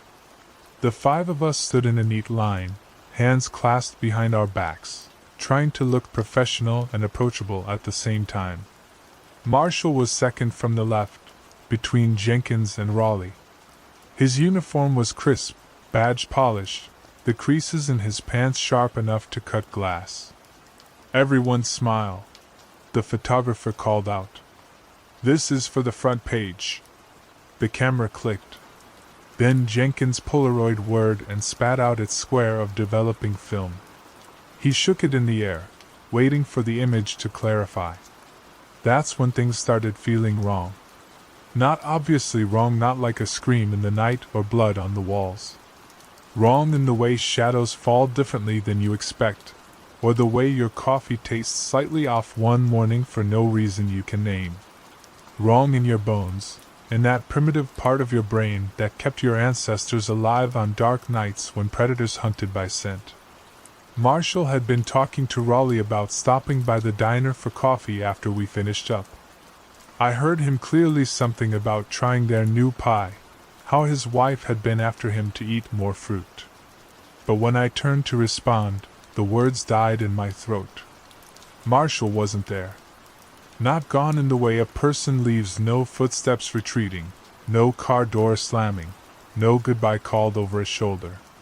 He simply wasn't there anymore, like he'd been erased. The space where he'd been standing was empty air, but not empty the way space is usually empty. It felt occupied. Thick. Like walking through a spider web in the dark. "Sheriff?" Raleigh was looking at me strangely. "You okay?" I stared at the spot where Marshall had been. "Where'd Tommy go?" "Tommy?" Raleigh's eyebrows knitted together. "Tommy who?" "Marshall. Deputy Marshall. He was standing right there 30 seconds ago."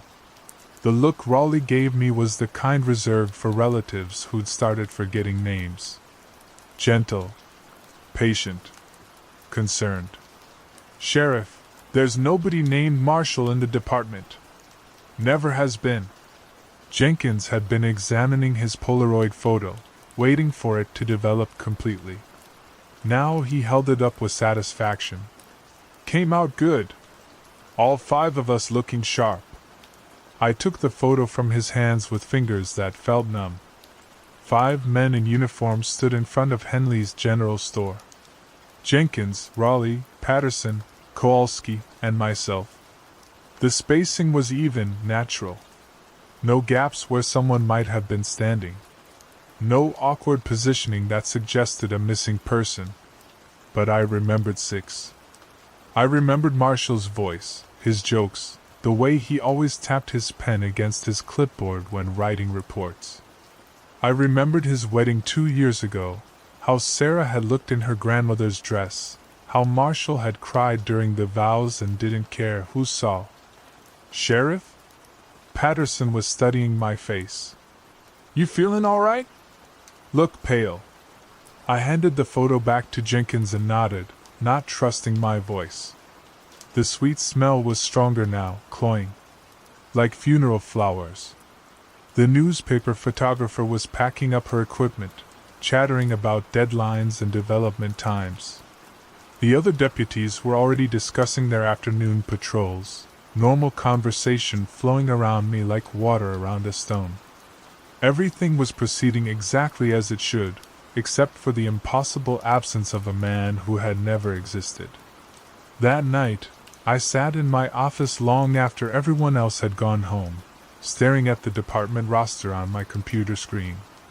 4 deputies listed: Jenkins, Raleigh, Patterson, Kowalski.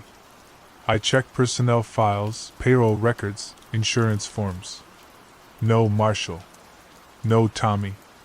No record of anyone by that name ever working for Millbrook County Sheriff's Department. I drove to the address I remembered from Marshall's house, a small blue ranch on Elm Street with a chain-link fence and a dog named Buster. The house was there, but it was painted yellow, not blue. An elderly couple answered the door, said they'd lived there for 22 years. No dog. No fence. When I described Marshall, they looked at me with the polite concern reserved for clearly confused strangers. Sarah Winters, Marshall's wife, I found her working at the library the next day. When I approached her, she was friendly but professional. No recognition in her eyes. She'd never been married, she told me. Had dated a few men over the years, but nothing serious had ever developed. She seemed content with her quiet life among the books. I checked marriage records. No Sarah Winters married to anyone named Marshall. No Marshall in the phone book, voter registration, tax records. It was as if the man had been surgically removed from reality, leaving behind only the hole in my memory where he used to be. But the photo bothered me more than the missing records. Not the newspaper photo, which showed 5 deputies as it should. Jenkins' Polaroid. I'd taken it home that first night, studying it under my desk lamp like a crime scene photograph. 5 men, evenly spaced. But something about the composition nagged at me. The way we were positioned suggested accommodation for 6, not 5. The spacing was too wide, too careful, like we'd unconsciously left room for someone who should have been there. Over the following weeks, I began paying more attention to that intersection. Not officially, I had no crime to investigate, no missing person report to file. How do you report someone missing when nobody else remembers they existed? But I found excuses to patrol past Maple and 3rd, to park across the street and watch. The intersection drew photographers. Not many, not regularly, but enough to notice. Wedding parties sometimes stopped there for pictures. Something about the way the old storefronts framed the shot appealed to people documenting happy occasions. High school seniors posed by their cars. Families visiting from out of town captured memories of quaint small-town life. I started keeping track. Not obviously just mental notes at first, then a small notebook I kept in my glove compartment. The Hendersons from Albany took pictures there on a Sunday afternoon. All 4 family members posed by their minivan. The developed photos showed 3. When I checked with them a week later, calling under the pretense of a routine follow-up on a minor traffic incident, they mentioned their daughter and son. No 3rd child. Never had been. Mrs. Patterson, no relation to my deputy, brought her garden club there for a group photo in October. 12 women arranged themselves carefully in front of Henley's, discussing lighting and angles for 20 minutes before settling on the perfect shot. The photo that appeared in the church newsletter showed 11. When I casually asked Mrs. Patterson about it at the diner, she looked confused. 11 members, she said firmly. Always has been 11. Well, except for when poor Mrs. Kowalski moved to Florida, then it was 10 for a while. But I'd counted 12. I'd stood across the street and counted 12 women, heard 12 voices discussing flower arrangements and bake sale logistics. The vanished woman had been wearing a blue coat and carried a handbag with a silver clasp.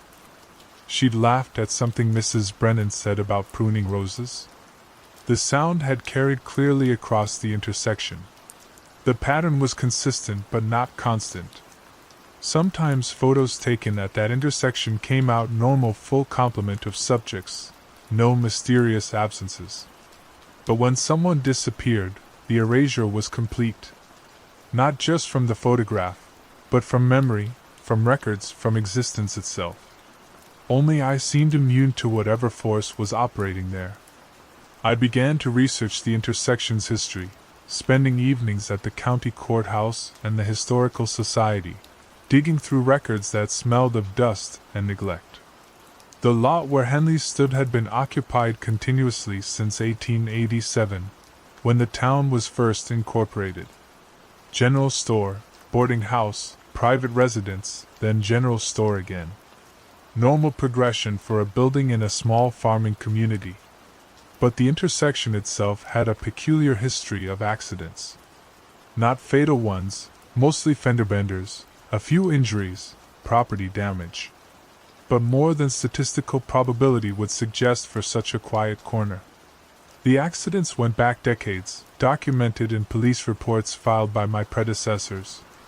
Always at that exact spot, always involving at least one vehicle that was stopped or stopping. The oldest report I could find dated to 1953. Vehicle operated by Vernon Kowalski struck rear of automobile driven by Margaret Henley at intersection of Maple and 3rd Streets. Minor damage to both vehicles. No injuries reported. Both drivers stated they were distracted by unusual smell, described as like flowers at a funeral. That smell. I noticed it myself, stronger some days than others, but always present. Sweet and slightly rotten, the way gardenias smell when they've been left in water too long. Other reports mentioned it too, drivers claiming they'd been momentarily overwhelmed by an unexpected fragrance, causing them to brake suddenly or lose concentration. In 1967, 3-vehicle accident at Maple and 3rd. All drivers reported strong floral odor immediately prior to collision. No source of odor identified. In 1981, single-vehicle accident, Maple and 3rd intersection. Driver claimed to swerve avoiding person in the road but no pedestrian found at scene. Driver described strong smell of dead flowers just before seeing figure. The pattern stretched back through decades of police reports, filed by sheriffs and deputies whose names I recognized from department lore and memorial plaques. Always the same intersection. Always the smell. And increasingly, over the years, mentions of people appearing and disappearing, of witnesses who contradicted each other about how many individuals had been present at accident scenes. I found a photograph from 1978. Taken by the fire department after Mrs. Carmichael's house burned. The building had been gutted, but the foundation remained. In the background, clear as day, was the intersection of Maple and 3rd. A small crowd had gathered to watch the firefighting efforts. The photos showed 17 people. But the accompanying newspaper article listed 16 witnesses by name. 16 quotes from residents describing what they'd seen. 16 people providing accounts of how the fire had started and spread.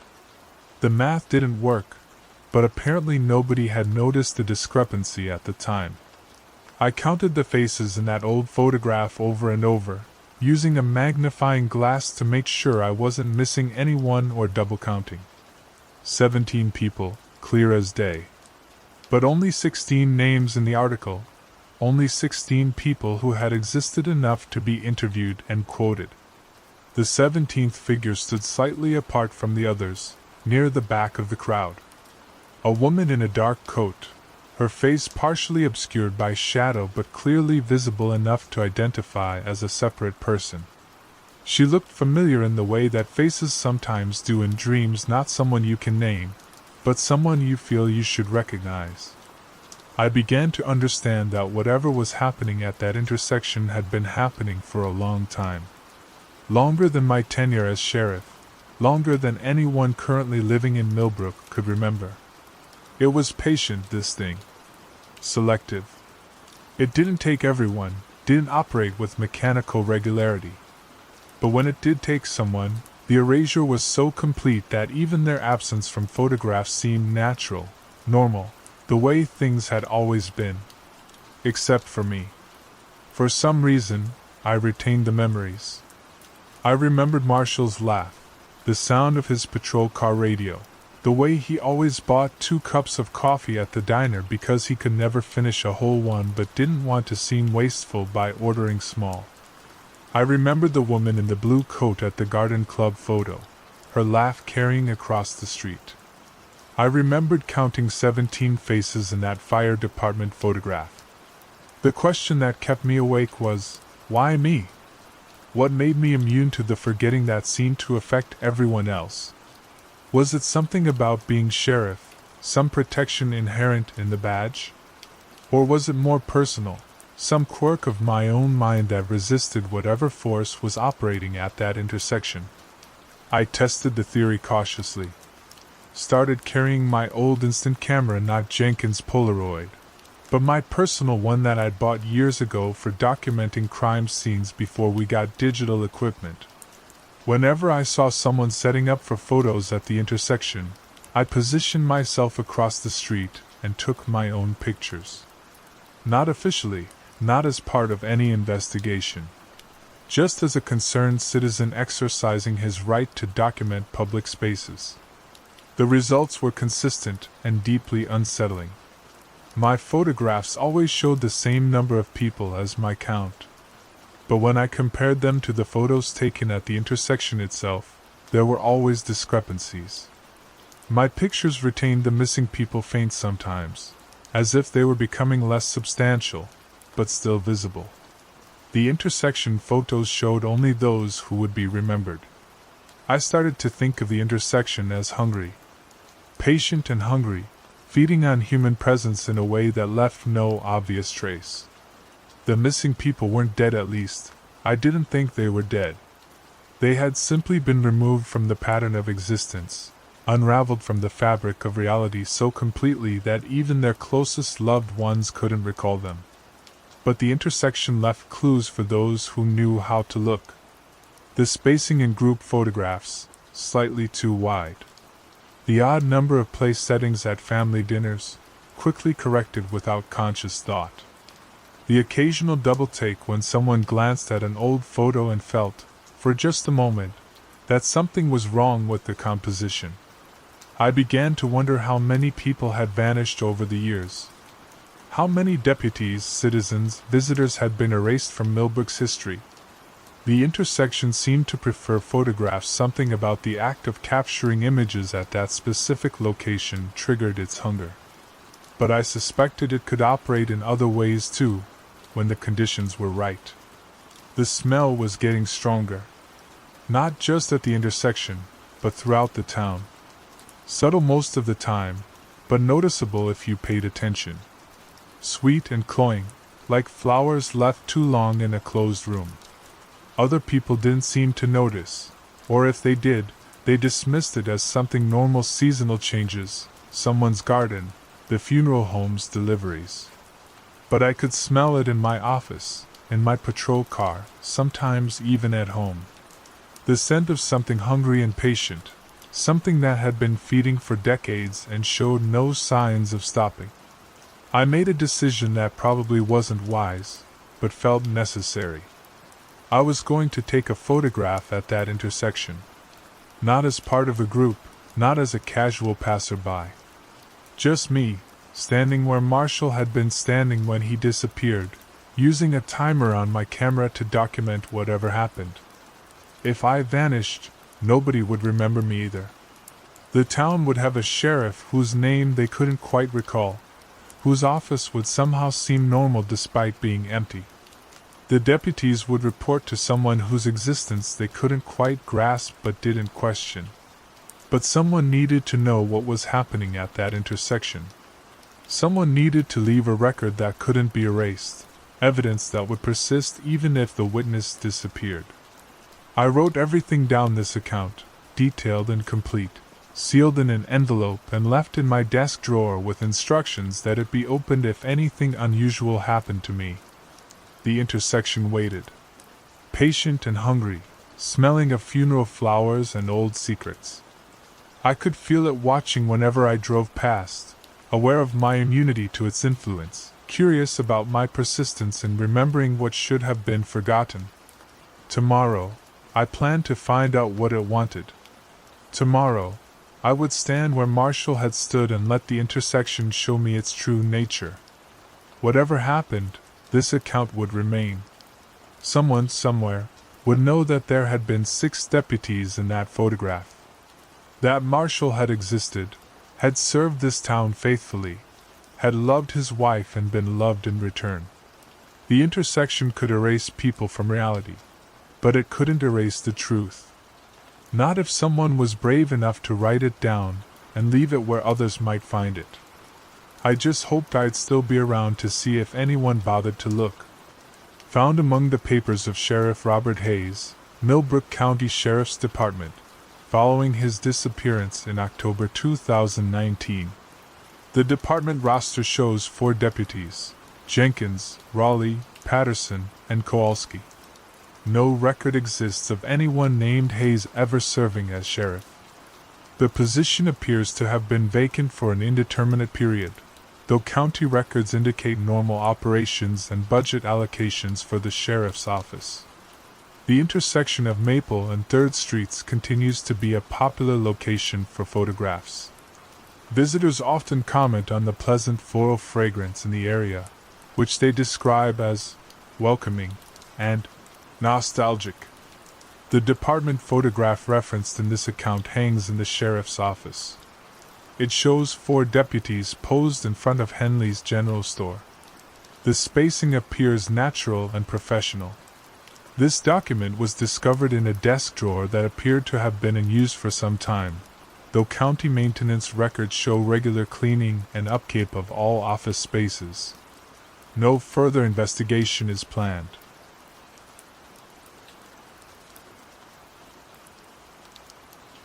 When the first drop hit my windshield, I knew it wasn't rain.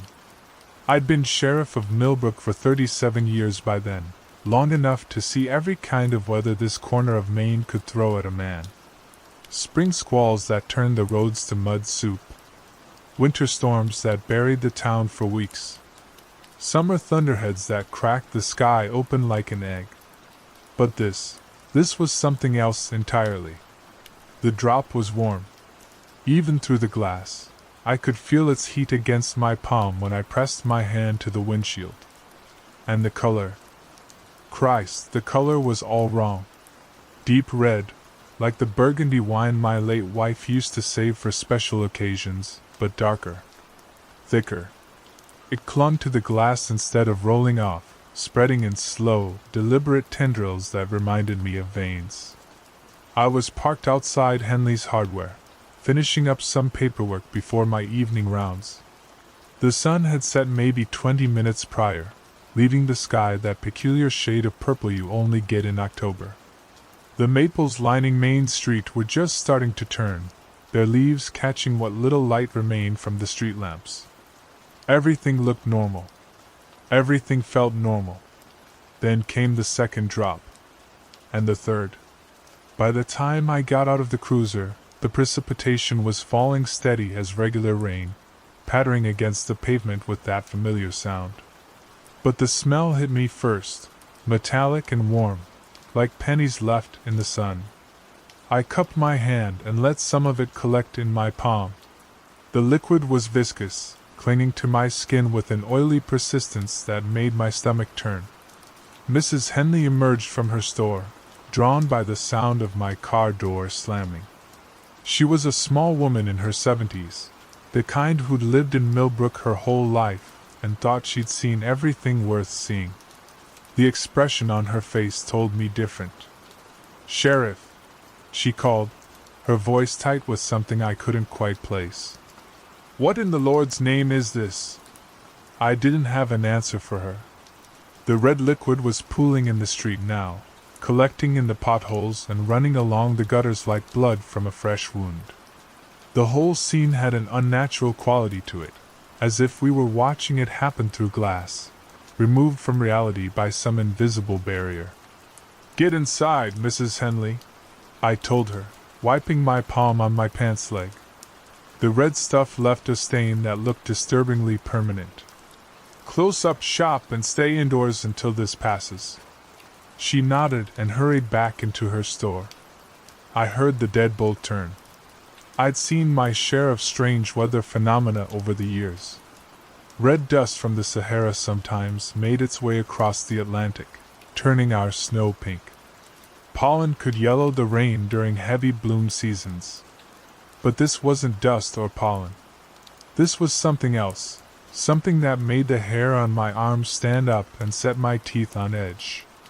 The radio in my cruiser crackled to life as I climbed back inside. Dispatch, Sally Morrison, who'd been working nights for as long as I'd been sheriff, sounded rattled. Sheriff Preston, we're getting calls. Lots of calls. What kind of calls, Sally? People saying it's raining blood. I know how that sounds, but it's not blood, I said, though I wasn't entirely sure. Some kind of atmospheric disturbance. Tell folks to stay inside until it passes. How long you think that'll be? I looked up through the windshield at the red drops streaking down the glass. The sky above was the same deep purple it had been 10 minutes ago, but now it felt oppressive, like a bruise pressing down on the town. I don't know, Sally. Just keep people inside. The precipitation continued for exactly 43 minutes. I know because I timed it, sitting in my cruiser and watching the red liquid pool and swirl down Main Street like some kind of biblical plague. When it finally stopped, the silence that followed was absolute. No cars, no dogs barking, no wind in the trees. Just the sound of my own breathing and the tick of the cruiser's cooling engine. I drove the streets for the next 2 hours, checking on folks and documenting what I could. The red stuff had left stains everywhere it touched, on cars, on buildings, on the pavement itself. Dark, rust-colored marks that looked disturbingly organic. The smell lingered too, that metallic warmth that made me think of the slaughterhouse outside of town. By morning, I'd convinced myself it was some kind of freak weather event. Maybe a chemical spill got caught up in the atmosphere. Maybe industrial pollution from the paper mill upstate. These things happened. Not often, but they happened. The stains didn't fade. 3 days passed, and the red marks were as vivid as ever. Rain fell twice during that period. Normal, clean rain. But it ran right over the stains without washing them away. I scraped some of the dried residue from the hood of my cruiser and had it tested at the county lab.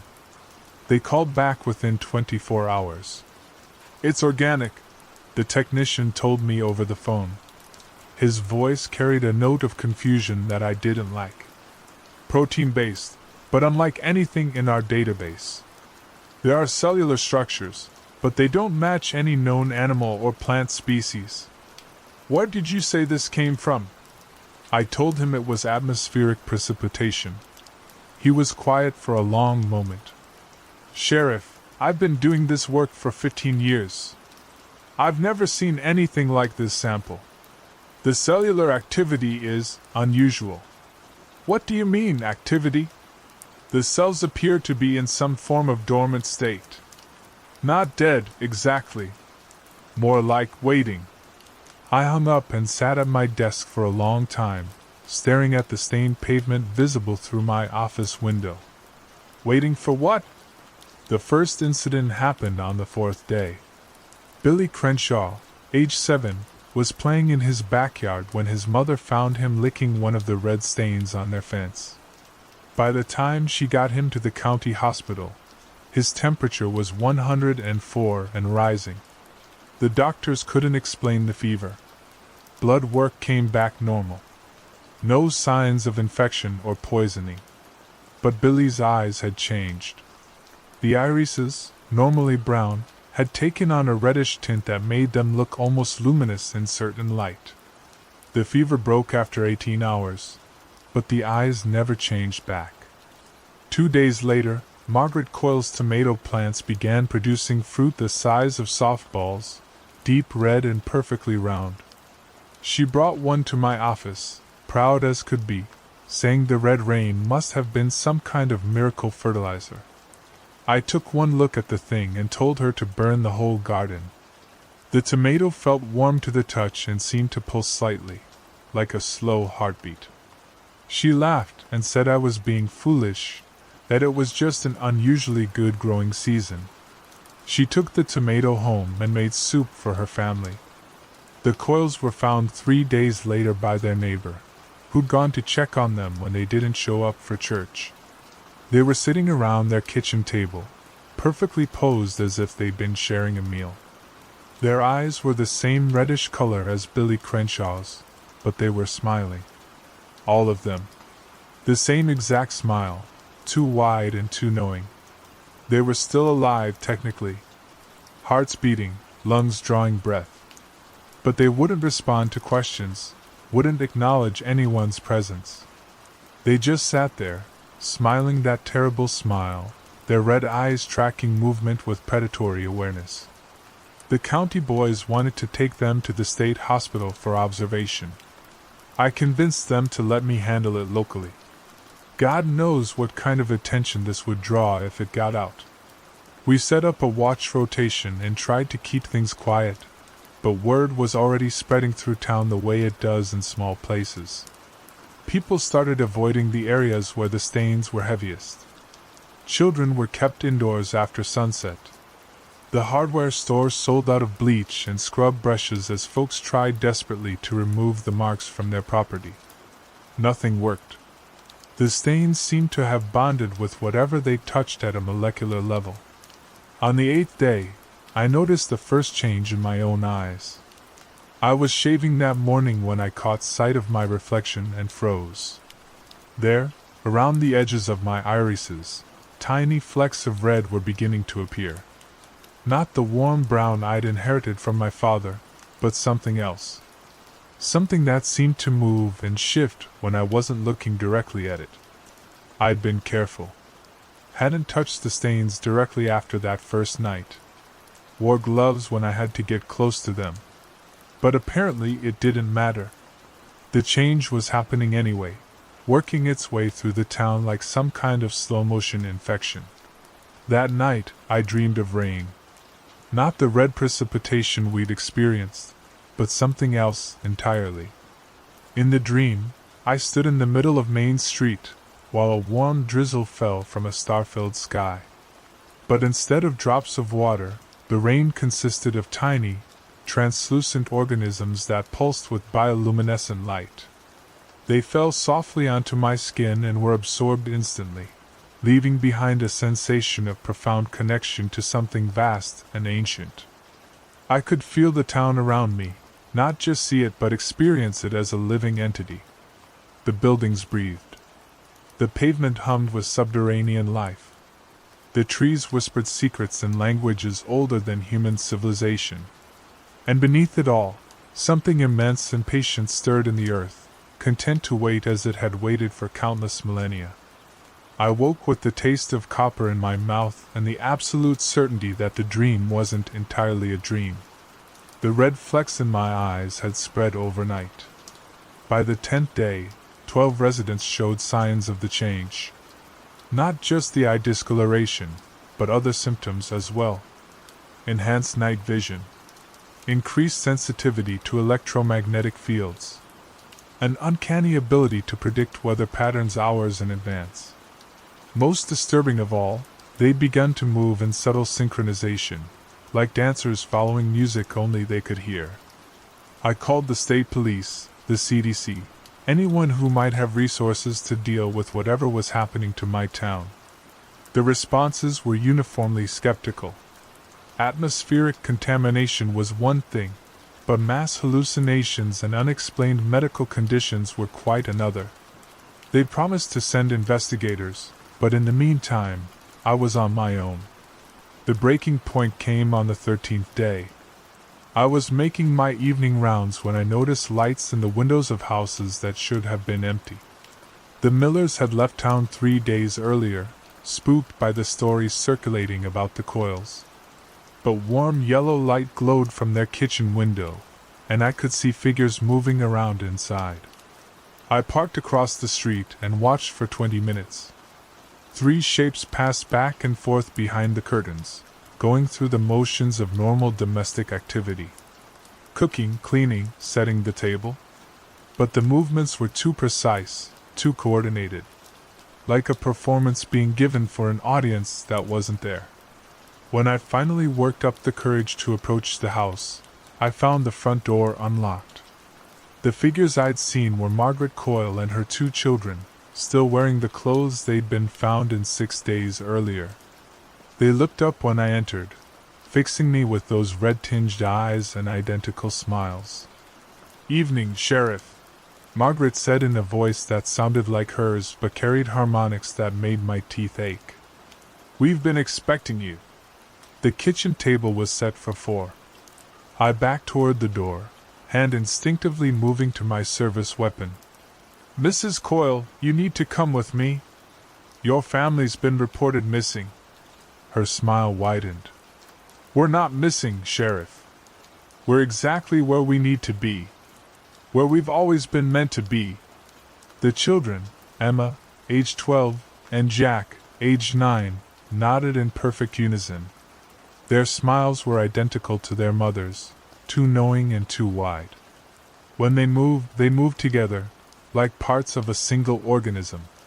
The invitation was extended, Margaret continued, gesturing to the empty chair at the table. The rain came, and the door was opened. Some chose to accept. Others chose to resist. I could feel something pulling at the edges of my consciousness, a warm presence that promised understanding and belonging. The red flecks in my eyes pulsed in rhythm with my heartbeat. For a moment, I almost stepped toward the table. Instead, I ran. I made it to my cruiser and drove straight to the county line, not stopping until I reached the sheriff's station in Millfield. I called in backup, federal resources, anyone who would listen. This time, they took me seriously. Maybe it was the panic in my voice, or maybe word had already started to spread through official channels. Either way, within 6 hours, Millbrook was under quarantine. I never went back. The official report blamed the incident on industrial contamination from a defunct chemical plant. Atmospheric dispersal of psychoactive compounds that caused mass hallucinations and behavioral changes. The town was evacuated, the affected residents were quarantined for treatment, and the whole area was declared an environmental hazard zone. But I knew better. Whatever had fallen from the sky that October night wasn't chemical contamination. It was something older, something that had been waiting in the spaces between stars for the right conditions to take root. The red rain was just its way of saying hello. I retired 6 months later and moved to Florida, about as far from Maine as I could get while staying on the same continent. But sometimes, during the heavy summer storms, I catch myself checking the color of the rain as it hits my window. And sometimes, late at night, I dream of Main Street and the warm presence I felt pulling at my mind. The last news report I saw about Millbrook mentioned that the town had been permanently abandoned. Too much contamination, they said. Too dangerous for human habitation. But satellite images showed something interesting. The vegetation in the quarantine zone was thriving like never before. Trees growing to impossible heights, their leaves a deep, rich red that could be seen from space. And every October, like clockwork, meteorologists report an unusual weather pattern in that part of Maine. Brief precipitation events with unexplained atmospheric conditions. Nothing that makes the national news, just a curiosity noted in scientific journals. But I know what's really happening. The door was opened, and something came through. Something patient and vast and hungry for connection. It's still there, waiting in the ruins of my old town, sending out its gentle invitations with every crimson drop that falls. The red flecks in my eyes never faded. They've grown brighter over the years, more noticeable. People comment on them sometimes, saying they've never seen eyes quite that color. I just smile and change the subject. But late at night, when the storms roll in off the Gulf, I can feel it calling. A warm presence that promises understanding and belonging and the end of loneliness. It whispers to me in harmonics that make my teeth ache, telling me about the garden it's growing in the ruins of Millbrook, about the community it's building from the willing and the changed. Sometimes I almost listen. Sometimes I catch myself packing a bag and looking up flights to Maine. The pull is getting stronger each year, and I'm getting older and more tired. It would be so easy to go home, to take my place at the table that's been set for me all these years. When the first drop hit my windshield, I knew it wasn't rain. I just didn't know it was an invitation. This has been a Sheriff Paranormal Files presentation. The events described in this account cannot be verified, and the town of Millbrook, Maine, remains under federal jurisdiction. If you encounter unusual atmospheric phenomena, contact local authorities immediately and avoid direct exposure to unknown precipitation. Sweet dreams.